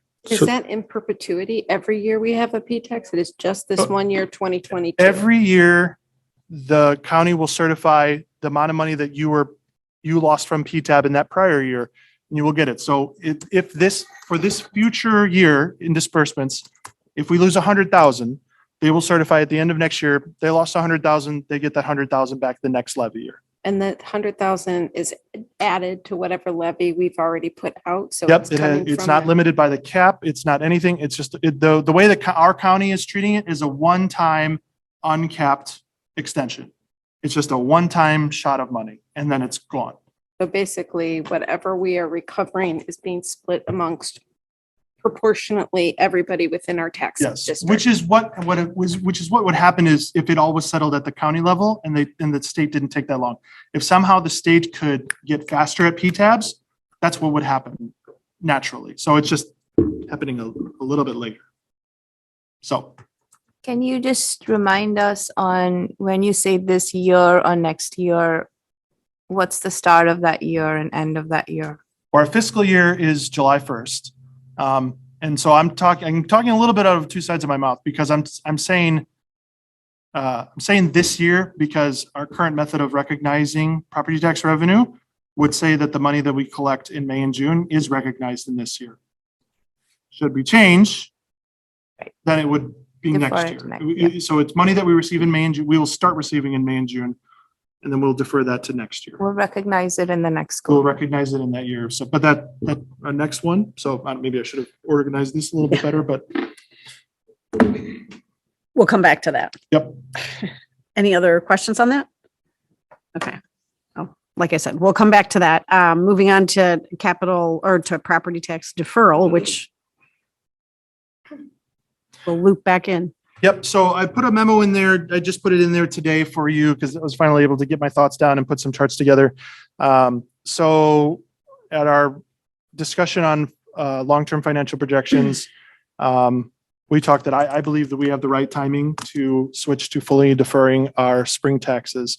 As a reminder, our fund balance, the way our fund balance is reported right now includes recognizing the spring taxes in our fund balance. That's just been our practice for a very, very long time. We're on the accrual basis of accounting, and it is my opinion that the spring taxes are really, we should really recognize those because those money is really for next year. Like Jim has given the example, say you get paid on the 30th, the last day of the month, right? And so if you look at your balance, your bank balance at the last day of the month, like, wow, look at all this money I have. But I mean, really, a lot of that money is spoken for because on the second, my mortgage payment is going to come out, right? So the idea is this money, the cash is collected in May, June, but it's really for the next year, which I think is more accurate. The other thing that we as a district have had, we haven't had as much lately, but we've had it and it'll come up again, is the idea of your fund balances. And so we've always had the vocabulary of our fund balances, not including early taxes, right? We say, okay, our fund balance is 86 million, right? But that includes early taxes. So we take out early taxes. That's how we talk. And it's a very, very reasonable way to talk. But it would be better if our financial reporting actually reflected that, and we can. There's a lot of districts that do that. There's also a number of districts that do what we're currently already doing. So it's not like there is a precedent out there that every district has to do it a certain way. Districts have the flexibility to do it differently. I think doing it by fully deferring is the best method because we're on the accrual basis of accounting, meaning we expend in the year in which it's attributed for. We collect money in the year in which it's attributed for. So the school fees that we receive, like in May, June, all that stuff really needs to be deferred to next year. Property taxes is a huge example of that. So it'll give us, I think, more accurate reporting. The second thing that it'll do is I think it'll make, the other recommendation I had was considering a fund balance policy. We've gotten tripped up a few times in fund balance policy because of the definition of fund balance. What are you counting fund balance, including early taxes, not including early taxes? That clarity, changing this will make that a much smoother conversation because the fund balance will by definition not include early taxes. And so I think that will help us be more clear on what we mean by fund balance, because that is always very tricky. Fund balance and fund balance percentage are very tricky numbers because not every district defines them the same. Even ISB doesn't define it the same. So there's confusion, I would say, and this I think will help us decrease confusion, increase clarity. So our auditors put together an estimate. So I met with them on Friday. And so they put together an estimate. So there's a chart there showing just a very basic balance sheet, assets, which equals liabilities plus deferred inflows plus fund balances. So our fund balance that's reported for fiscal year 21, the last fiscal year, 86 million. And so what happened? So if we were on the fully deferred, our fund balance instead of 86 million would be 45 million. So that difference of 41 million is the spring taxes. And that's exactly what we're talking about. So the 86 million includes early taxes. And when we're talking even about, hey, what should our target fund balance be? Or how much money do we have to spend on capital project accounts? The first thing it is like, well, we got to remove early taxes and then go from there. This starts the conversation already with that removed. So essentially our fund balance would or appropriately show the 45 million. Now the 41 million of cash is already there. It's just recognized as a deferred inflow and it's just not recognized as revenue yet. So cash is not the same as fund balance, right? Those are two different things. Not only does it affect how our fund balance is reporting, meaning how much money are we counting as fund balance at the end of the day, it will also affect our surpluses and deficits because essentially you're taking money that we're getting earlier and we're throwing that into the next year. So it shifts the way our surpluses look. So I have in here the surplus projections that we had based on our current methodology from our financial projections. And then I've included the chart to show the same chart of like if we flipped to the deferred. And this is the one where years ago when I was looking at this, every time we flipped, the numbers just looked really red. And what I did not want to do just for a pure accounting change is panic our system. Because of a number of other things, particularly the CPI that we're looking at for the future levy of 5%. That changes the ballgame and makes this look much more palatable. Are the numbers closer? Absolutely, but I would argue they're more accurate. But part of this is next year, we would have a deficit. We would have a pretty significant deficit, but it's a one-year thing. And that's really because of the 5% CPI kicking in fiscal year 24. Another thing that make it more clear is every fiscal year will have one levy in it. Right now, every fiscal year has half of one levy and half of the other. Next year, it's the whole 1.4% levy. The year after that, it's the whole 5% levy. And then future, it's just cleaner in so many ways. I know you and I sat and talked about it, and the way I saw it, and it made the most sense, is expenses match income. Yes. The income we get for a school year is going to match the expenses that we expend. And none of this, there's this ethereal extra $45 million sitting out there. It makes so much sense. Yeah. You don't have to preface every sentence with, but back this out and then. Yeah. Yeah. It'll, I think, make those cleaner. So I gave that in there to show, I think this is definitely doable. The other thing that I added there is showing you the importance of the impact of the CPI. And so I did a scenario with our current methodology, but I did a new scenario with if we were fully deferred and say that 5% CPI that we're going to be talking about more in the fall, say that was 2% instead of 5%. All the numbers are negative by a lot. So that is a very important number in our assumptions.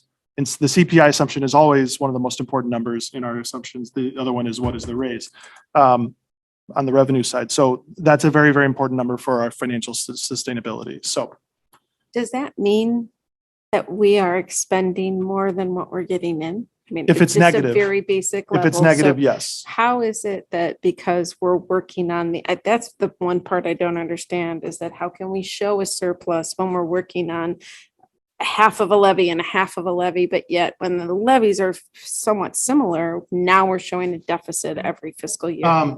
So yeah, we would only, so the anticipation would we show a deficit for next year and then it would go away. The reason why is because the sooner you recognize that money, if you recognize it when it comes in, it's more money, right? It's that every levy is increased by essentially the rate of inflation, right? It's increased by CPI. So the levy that we are going to start the revenues we're going to, the cash that we're going to start getting in May and June is more money than the previous levy. So you're getting more money sooner. So we're recognizing it sooner. So it's more money sooner. So it's more revenue. So it shows a higher surplus, or it's a higher revenue and then matching with our expenditures shows higher. But now we're going to not recognize that until next year. And so that more money is not going to show up this year, just the money that we have on that particular levy. Does that help or not? I kind of, yeah. Essentially what mathematically is happening is so every levy goes up by CPI. What actually would be happening is half of the value of that CPI is thrown into a future fiscal year. Right. No, I get that So- part. But am I reading this right, that we are come fiscal year 2027, we're looking, no matter what, we are looking at a deficit. That's based on the assumptions that I used back then. What I would say, you lose a 20% confidence rating every year you're out. And so fiscal year 27 is a long way away financially. And there are 146,000 is an immaterial amount of money that we'll do our best to not let something like that happen. And that's why like small changes or small assumptions you make now can have compounding impacts 5 years later. So those are the kind of things we look at. So like, do I think that fiscal year 27 is actually going to happen? No, because I think we'll keep watching it, because as we get further, and let's say fiscal year 28 starts coming on, and if say that looks like $500,000 down, like we're going to have more conversations of like, we're starting projecting to trend in a wrong direction. What are the things that we can change now that will not let that happen? Yeah. I mean, it certainly shows that we're working closer to the quick than what we are reporting right now. Yeah, I would say in any financial projection, the first 3 years are more reliable than the final 2. You don't have a handle on what CPI will actually be. at There's that a lot of, point. there's a lot of assumptions, and the assumptions can change dramatically. Both ways, better than we thought, worse than we thought. So if this is where we want to move, which this is what I would recommend for us to move, our next step would be to adopt a resolution of the board saying we officially want to change this methodology, this accounting methodology, and they would do that for our fiscal year 22. So this fiscal year, our financial reporting would do that. The way that actually happens is they will issue our fiscal year 22 financial reports, but in that issuance, there will be a brief mention of a restatement of fiscal year 21. So anytime you change an accounting policy, they have to restate last year's and then do this year's and going forward. So you have kind of an apples to apples comparison. But they're not gonna go back years and like pretend as if this was changed 5 years ago. They don't do that. So we would have a resolution. And so I'll have that resolution for you at the May committee to review. So you can take a look and see what does that look like? So I definitely think it much more accurately reflects how we collect our money and therefore subsequently spend it. So I'm in support of making this change. Does anyone have any questions, any comments? No, this is something that some of us have talked yeah. about for quite a while, and I think we have the opportunity now to do this without significant swing, if you will, in the surplus deficit model here, and I think it's the right thing to do. It's just so much more accurate. We've had confusion on this topic of budget, fund balances since I've been on the board, and it'll just be nice to have that cleared up.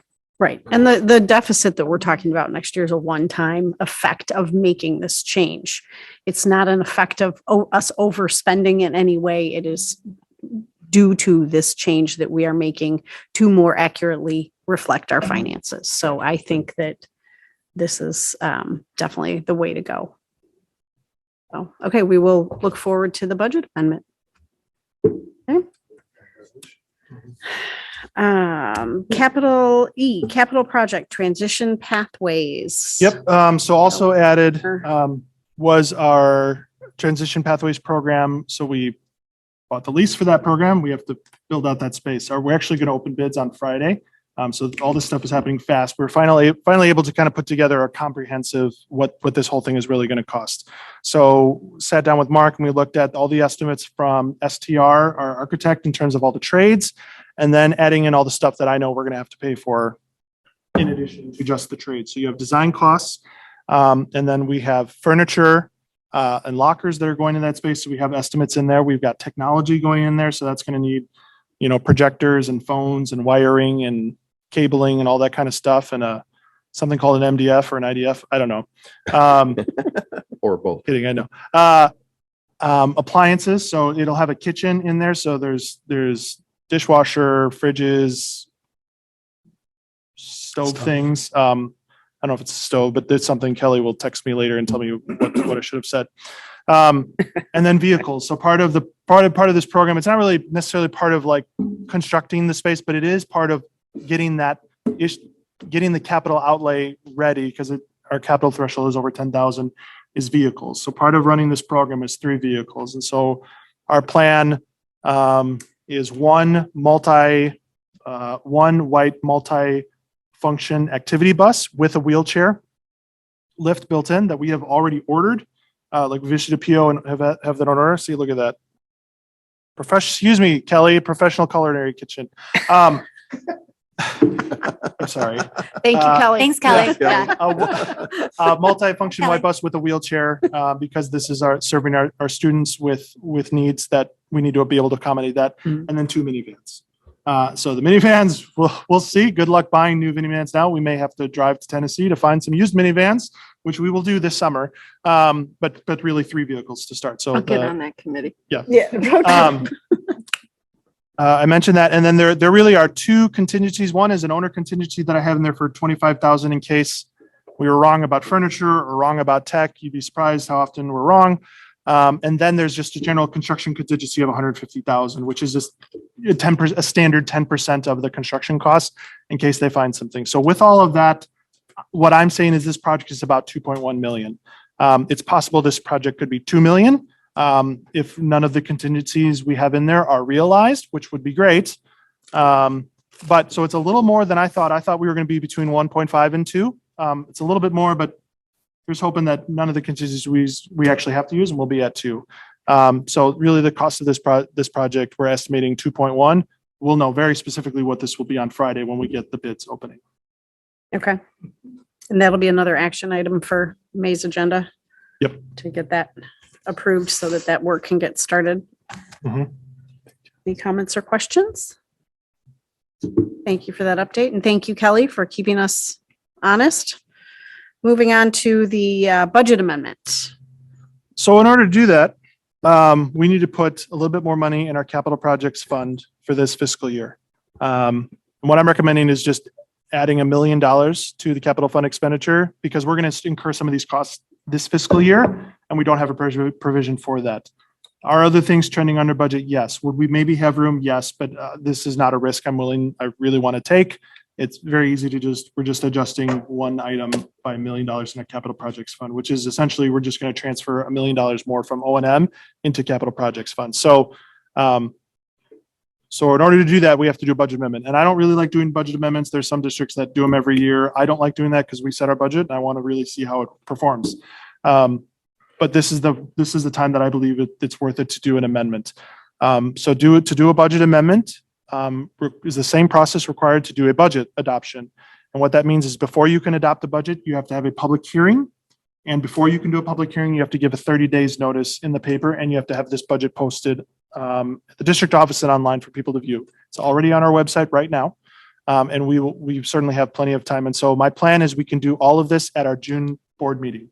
We can have the public hearing for adoption. Usually when we're doing our budget adoption, we try to separate the hearing from the final adoption just so there's more space. But with our current structure of meetings, there's not really enough time. We'd have to schedule a special meeting, but also adjusting just our capital projects by 1 million. I don't know that I'm not as concerned about that because we may not actually spend much or any of that in fiscal year 22, this fiscal year, but I want to be safer. I want to be safe than sorry with that. So budget amendment for June. And because now we're wrapping up the fiscal year, we need to do our fund transfers to pay for the capital projects we've already done or that we're wrapping up doing, particularly the LHS Fieldhouse. So that $6.5 million project that we're not all the way done spending money on, but we're almost there. Right now we've spent, I think this fiscal year, 5.8 million-ish. We need to transfer money. We have to get money into our O&M fund so that it can get transferred into our capital projects fund. So the original plan was to transfer, it's not technically a transfer, it's called an abatement, but it's essentially a transfer, 2 million from our working cash fund into O&M. Or I think I originally had it working cash to capital projects, but I'm saying working cash to O&M fund. And then we would just take that other 4.8 million just from O&M fund balance because the O&M fund has a large enough fund balance to just transfer the rest into capital projects. So doing that abatement and all that abatement just requires just a board action at a meeting, nothing else. In addition to that, so that additional $1 million, what I would like to do is transfer $1 million from our transportation fund into our operations and maintenance fund. Why the transportation fund? One reason is I'm watching that fund balance, and since we got our fiscal year 21 numbers, that fund balance has been growing a bit the last couple of years because we haven't had a ton of transportation expenses, right? We were kind of shut down for a quarter of a year, and then there wasn't a whole lot of transportation last school year. We've had some, but that balance has been growing.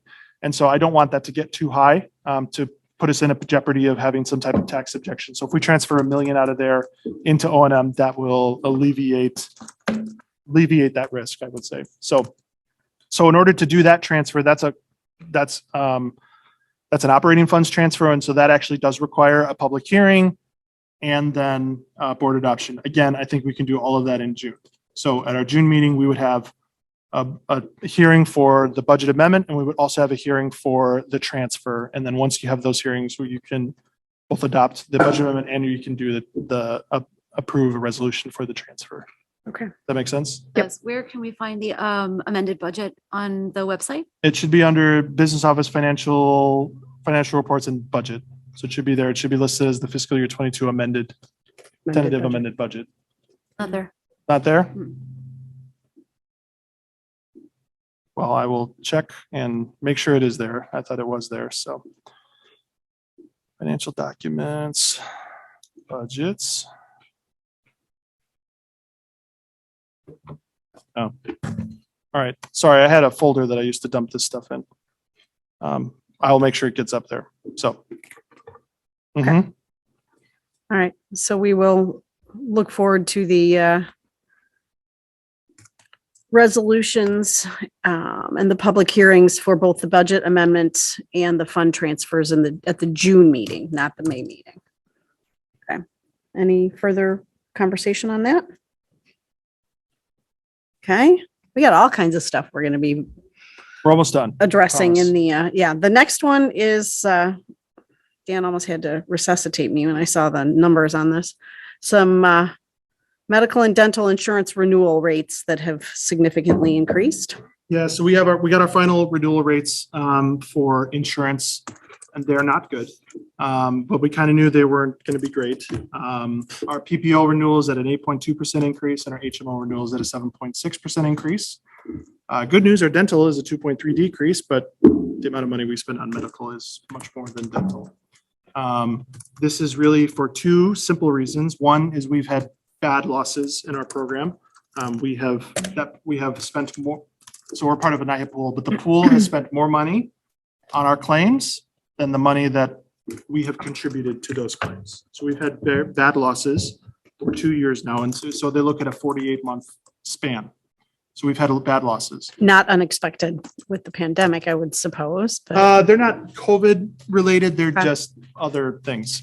So we've had bad losses across PPO and HMO, and the whole pool has too. So it's not like the whole pool is great and we're terrible. Like there's been bad losses across the entire pool.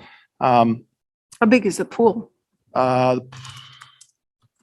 I should know this. Dozens of school districts. I want to say 35 school districts-ish. I could be wrong. But a lot of school districts are part of the pool. So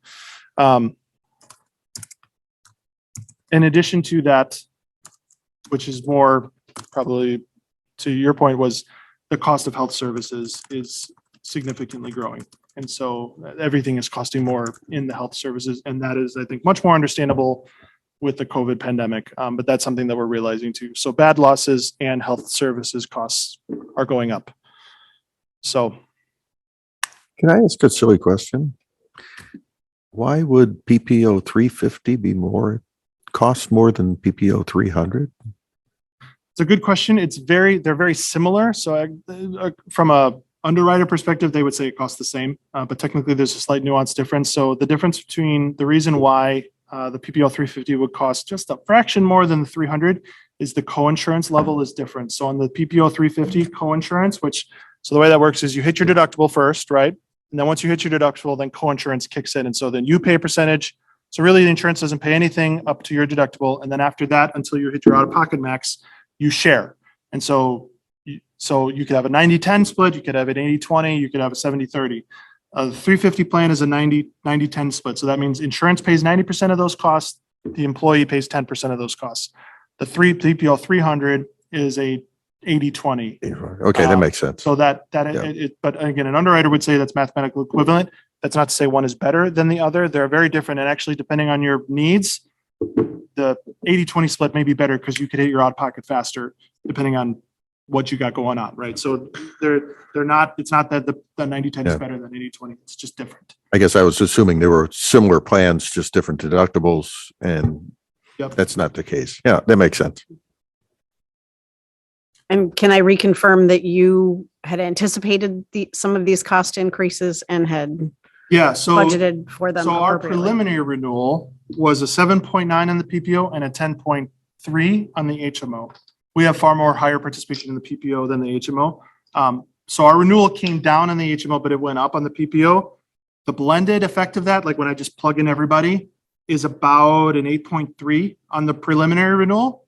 And surprisingly, mathematically, it's about an 8.3 still when you blend how all that works together. So I did have that in my projection. So when we did our projections in March, what month is this? April? When we did it last month. Was that last month only?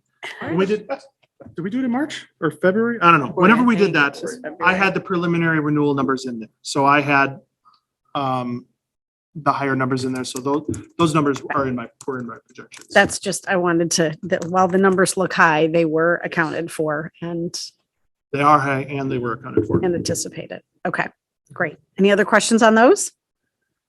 Okay, moving on to the ESSER 3 funds and the plan for what to do with that grant money. Yep, so all of our ducks are now in a row. So the ESSER 3 grant that we were allocated, this is by the American Rescue Plan that was done by the Biden administration. We were allocated $500,000 essentially for that program. And part of that requirement to get those grants is you have to have a plan. And what I have for you is our plan. There's not a whole lot of guidance on what your plan has to say. It just has to be written. And so we've done our best and we kind of model what some other districts have done. But we wanted to keep it simple and straightforward. And so we have our plan for how to use that money. The requirement that was new for this grant that was different for ESSER 1 and ESSER 2 is you have to spend no less than 20% on addressing the lost instructional time due to the pandemic. And so we've identified at least that much for that. And so that amount of money is reflected in the social emotional learning interventionists and the math interventionists and the tutoring. And the rest of that is for the HVAC upgrades that were done last summer. That was to increase ventilation at LHS that we identified. So we've already done that. And so this will be used. So the money, it's fund that you can use for anything from the very start of the pandemic through September of 2024. So there's a wide breadth to that. And we felt this is the best way to use those funds. So this is our plan. And an additional part of this process is you have to get feedback from your stakeholders. And so actually you may have seen there's a thought exchange that went out today to solicit that feedback, to give thoughts or other ideas for that. And you could see that. I encourage you all to participate because you are all stakeholders. Everybody that can hear my voice, you are a stakeholder and you're encouraged to participate in that. To give us that feedback, I think it's open the end through this week, Mary, right? It's open for a week. For a week. So next Tuesday. Okay, so it'll be open and we'll share it. We'll have that information next time. And then in order to adopt, the board will have to adopt this plan and we have to put this on our website, which we will, and there has to be a hearing at our next meeting. So at the May board meeting, the May board meeting, we'll have a hearing on this plan. So anyone can again come in. So a lot of hearings coming up, but that's how it is. So once we get that done and adopted in May, we'll file that and we should be able to get most, if not all that money by the end of the fiscal year. I know that email went out today. Will it also be shared on social media? We've had that discussion, and I have not put it on social media yet, but our thoughts were not to do that because that would make it open to anyone anywhere on the planet that wants to give us input. Is there anything to prevent someone from participating multiple times? Yes, we have it set that that you can only get in there once. You can each person can only get in there once, right? You can go back in and add additional comments to the thought exchange. Yes, and you things just like can't that. repeat Can't add repeatedly different go in. entries. Yeah. Okay. You can expand on your ideas. That's the nature of thought exchange, is not just to answer a yes or no, but to give your thoughts and then see what that might generate in other people's thinking. And you can always go back in and look again and maybe comment on some new ideas. But it is set so But that each email address only gets one shot. Yes. One palette. Mary, will there be a reminder email towards the end of that week for people Yes, to respond? I'll be putting something in Paw Prints on Friday, Okay. and then I'll do one more reminder probably Sunday or Monday. We're having a lot of activity. It's good. it's That's a very, good. very That's good. I'm visited- glad to hear that. Yeah, there's a lot of good information. Mary, was this Well- sent to just parents of students? It was sent to staff, students, and parents. I wasn't aware we wanted to share it with the board, giving feedback on its own proposal. So I can certainly. Well, I think I it just might wanted be to make helpful to sure- send it so that so all the board members, so they can see the dialogue Absolutely. going? I just wanted to make sure I wasn't missing something. Absolutely. I'll send it now. I don't. Yeah, prepare I'd like that to see yet. the dialogue. Yeah. I would. Yeah, I for those do think- who have not used this application, it's interesting. Okay. You'll just get a taste of that if nothing else. All right. So is the idea, once we get all the feedback, if it doesn't align with the plan here, that we update it before we send it out? Is that how it works? Good. Is the cost for the interventionists for their supplies or is that for salaries? Because I thought we couldn't use ESSER funds on salaries. You can absolutely use ESSER funds on Mhm. salaries. And not use their on salaries. salaries. And then this is just a one shot. So what do we do after? Well, it's a, I think. Great an question. Excellent question. And it's an important thing for us to address so that there's no misunderstanding among our board or among the community of what will happen next. So do you want to address that or? Not really, but. Okay. These positions were hired and intended for the duration of which the funding would exist for them. And the spending on that funding goes into next fiscal year. We already have those positions here, and so Right. it would be for this year. It's for, Just like for instance, the For this- pickup upgrades we did last summer, like it'll go towards that money that we've already spent. So it's for this school year. for this fiscal year ending in June. So if we feel that those positions are still needed and required, we will need to look within the budget and figure out how to shift some things to continue to offer those services should they be needed. Is that a fair statement? Yep. You can do almost anything. You just can't do everything. Right. So you'd have to figure out what are the priorities, which we're figuring that out and just all kinds of budget stuff right now. Yes. So we're in the throes of all of that.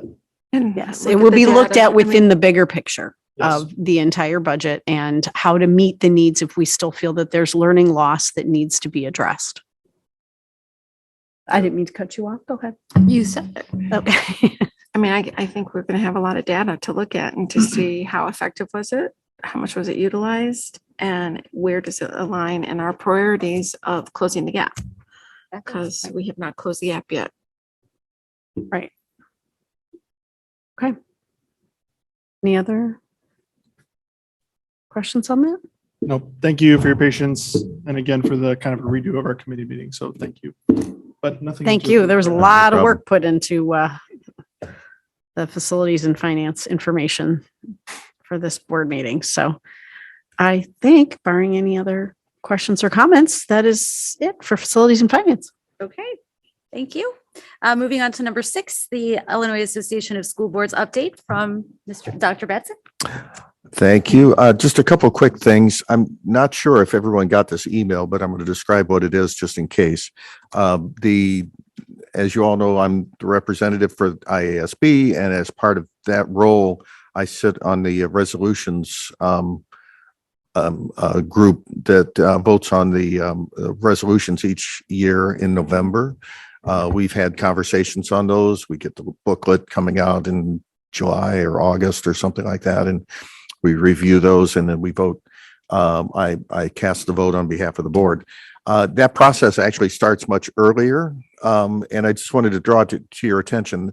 They're actually asking for resolutions. If a board wants to submit a resolution, we can do that. If somebody has some concept or some idea that you really feel is worthy of getting the IASB to support, to get behind and really push that with state legislators, that kind of thing, to try to get school code changed, try to get laws changed, that type of thing. So that process starts now. I believe the deadline for submission is in June 22nd is the deadline for proposals. So what I would say is, if somebody has an idea, let's bring this up at Program and Personnel in May, so that if we want to actually create a resolution, we can go through that process, see how that documentation might look. We can review it again in June and then submit it. We'd still have time to submit that by the deadline. So just wanted to bring that to your attention. And then I also wanted to add on, it's not specific to IASB, but I've been asked to comment. As you know, this meeting was rescheduled to tonight because of the EdRed meeting that occurred last night. And I just wanted to give a brief description of what that is, and as much for the public as anything. EdRed is an education advocacy group that's comprised of a number of school districts, I believe like 80 school districts in the Chicagoland area. And it advocates on behalf of all of us on education related items, almost specifically, I can't think of the term I'm looking for, but related to Springfield, related to the legislators in Springfield. Last night was a celebration of their 50th anniversary, which was interesting. And it's basically a dinner meeting with a rather some interesting presentations. I was there, Kara Benjamin was there, Don Carmichael was there, Dr. Herman was there. As an example, we sat at a table with Daniel Diedick, I think is how you pronounce his name. He's a representative from part of this area, as well as Senator Adrian Johnson, who was at our table as well, and had great conversation. Also, one of the board members from District 73 joined us, and a board member from your former district 125, Stevenson, as well as the chief business official from 125. So it's an interesting conversation that we had to have and share and discuss education related things, whatnot. One thing of note, as you came in, there's sort of a social gathering up front, and they often have small groups of musicians or performers from different schools perform. At this one, they had pre-recorded ones, so they had a screen on the side. And one of the times I turned around and looked, and there's Vernon Hills Wind Ensemble performing for the group. So we were represented there. Thank you to Mary for submitting that. Yes, Yeah, we had one from each school. Yeah. So it was kind of noisy and kind of crowded, so I didn't hear all of the different groups, but I did happen to know this for Vernon Hills when I was there. They just again, just the keynote was Dr. Carmen Ayala, the state superintendent of schools. Gave a presentation talking about SEL and coming out of the pandemic and whatnot. And then they had an SEL panel, and Adrian Johnson, Senator Johnson was on that list group, Representative Michelle Musman, who's also the chair of the education committee, and a couple other education related groups was on that group. She actually won an award last night. And then the superintendent from District 15, Lori Heinz, Michael DiBartolo from District 21. He's the student services assistant soup, and Jody, I'm going to butcher this name, Mergley. Yeah. And Carla Owen is a board member from District 207. I'm sorry, Dr. Mergley is the assistant superintendent. Michael DiBartolo is the CSBO, their Dan version of Dan. So it was a good evening, and it was nice to see board members and administrators and whatnot from around the area that you don't necessarily get to see all the time. So it's a great group, and happy to be part of the team supporting that. So can I jump in on a few things? Mm-hmm. They presented on onegoalgraduation.com has funding for Illinois Tutoring Initiative. So tutoring is available statewide. Their ISBE has a coach mentor program that they are promoting. Affinity groups, there's affinity group training available. There's virtual training for resilience education at childhoodresilience.org, which apparently is it's being well received, but a number of anybody here can go on if you want. I can make that available to you, the link. But it's an opportunity to receive training for free to improve our ability to respond.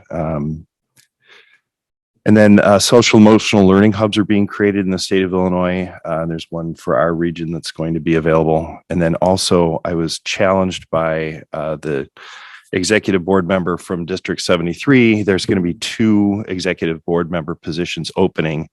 And he said, hey, somebody from D128 should think about that. So I promised him I would bring that up.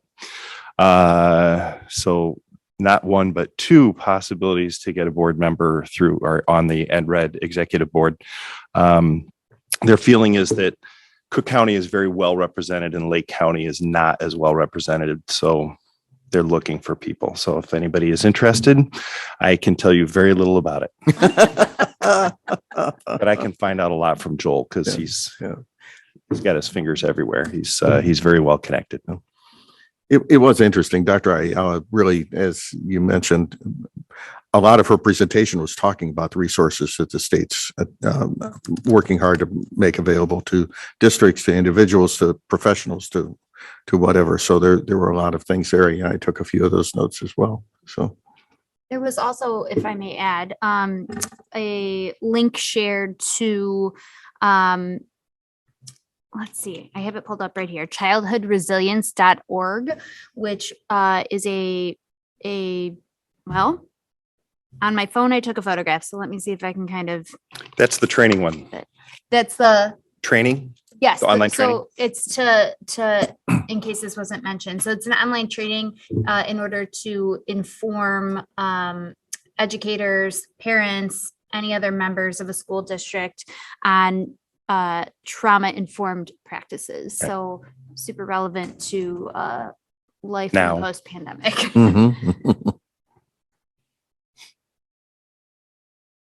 So Great. That's you it. for- Thank you you. for those updates. Is there any CEDAW update? There's actually not. Okay, perfect. Future agenda items. Open for discussion.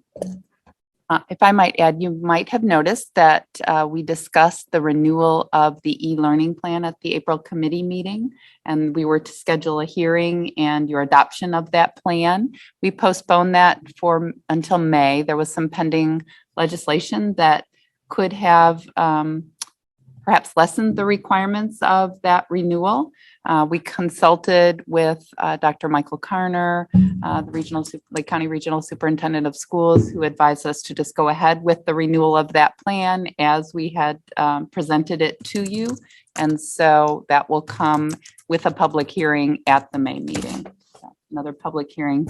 lots of public hearings. Yeah. Related to the renewal of the e-learning plan as is. And once we renew that, even if legislation changes, we will have adhered to the recommendations that could be present in that new legislation as well.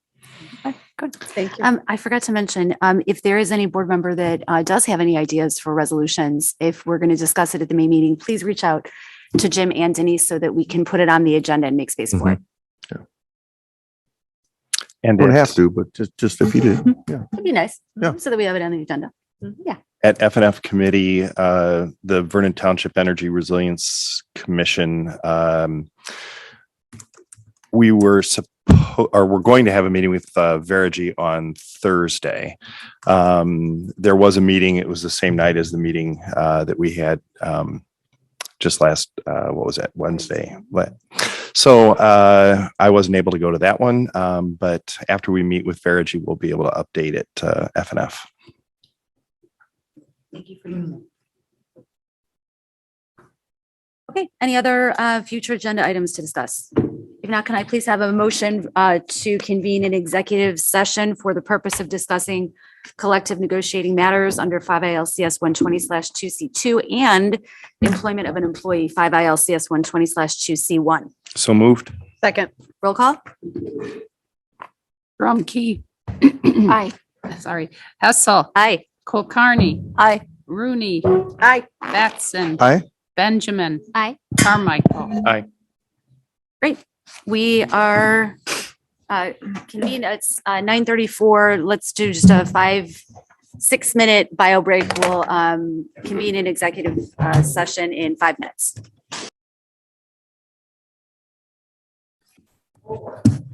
Okay, we had a motion and a second to return to open session at 10:49 PM. Can I ask for a motion? I move to approve the last chance agreement as discussed in closed session. Do I have a second? Second. Thank you. Roll call, please. Rooney. Aye. Batson. Aye. Benjamin. Aye. Carmichael. Aye. Drumkey. Aye. Hessel. Aye. Kulkarni. Aye. Motion passes. Can I have a motion to adjourn, please? Move to adjourn? Second. Thank you. Roll call, please. Poor Carol. Sorry. That's all right. No worries. Okay, we start over again. Batson. Aye. Benjamin. Aye. Carmichael. Aye. Drumkey. Hessel. Aye. Kulkarni. Aye. Rooney. Aye. Thank you. We are adjourned.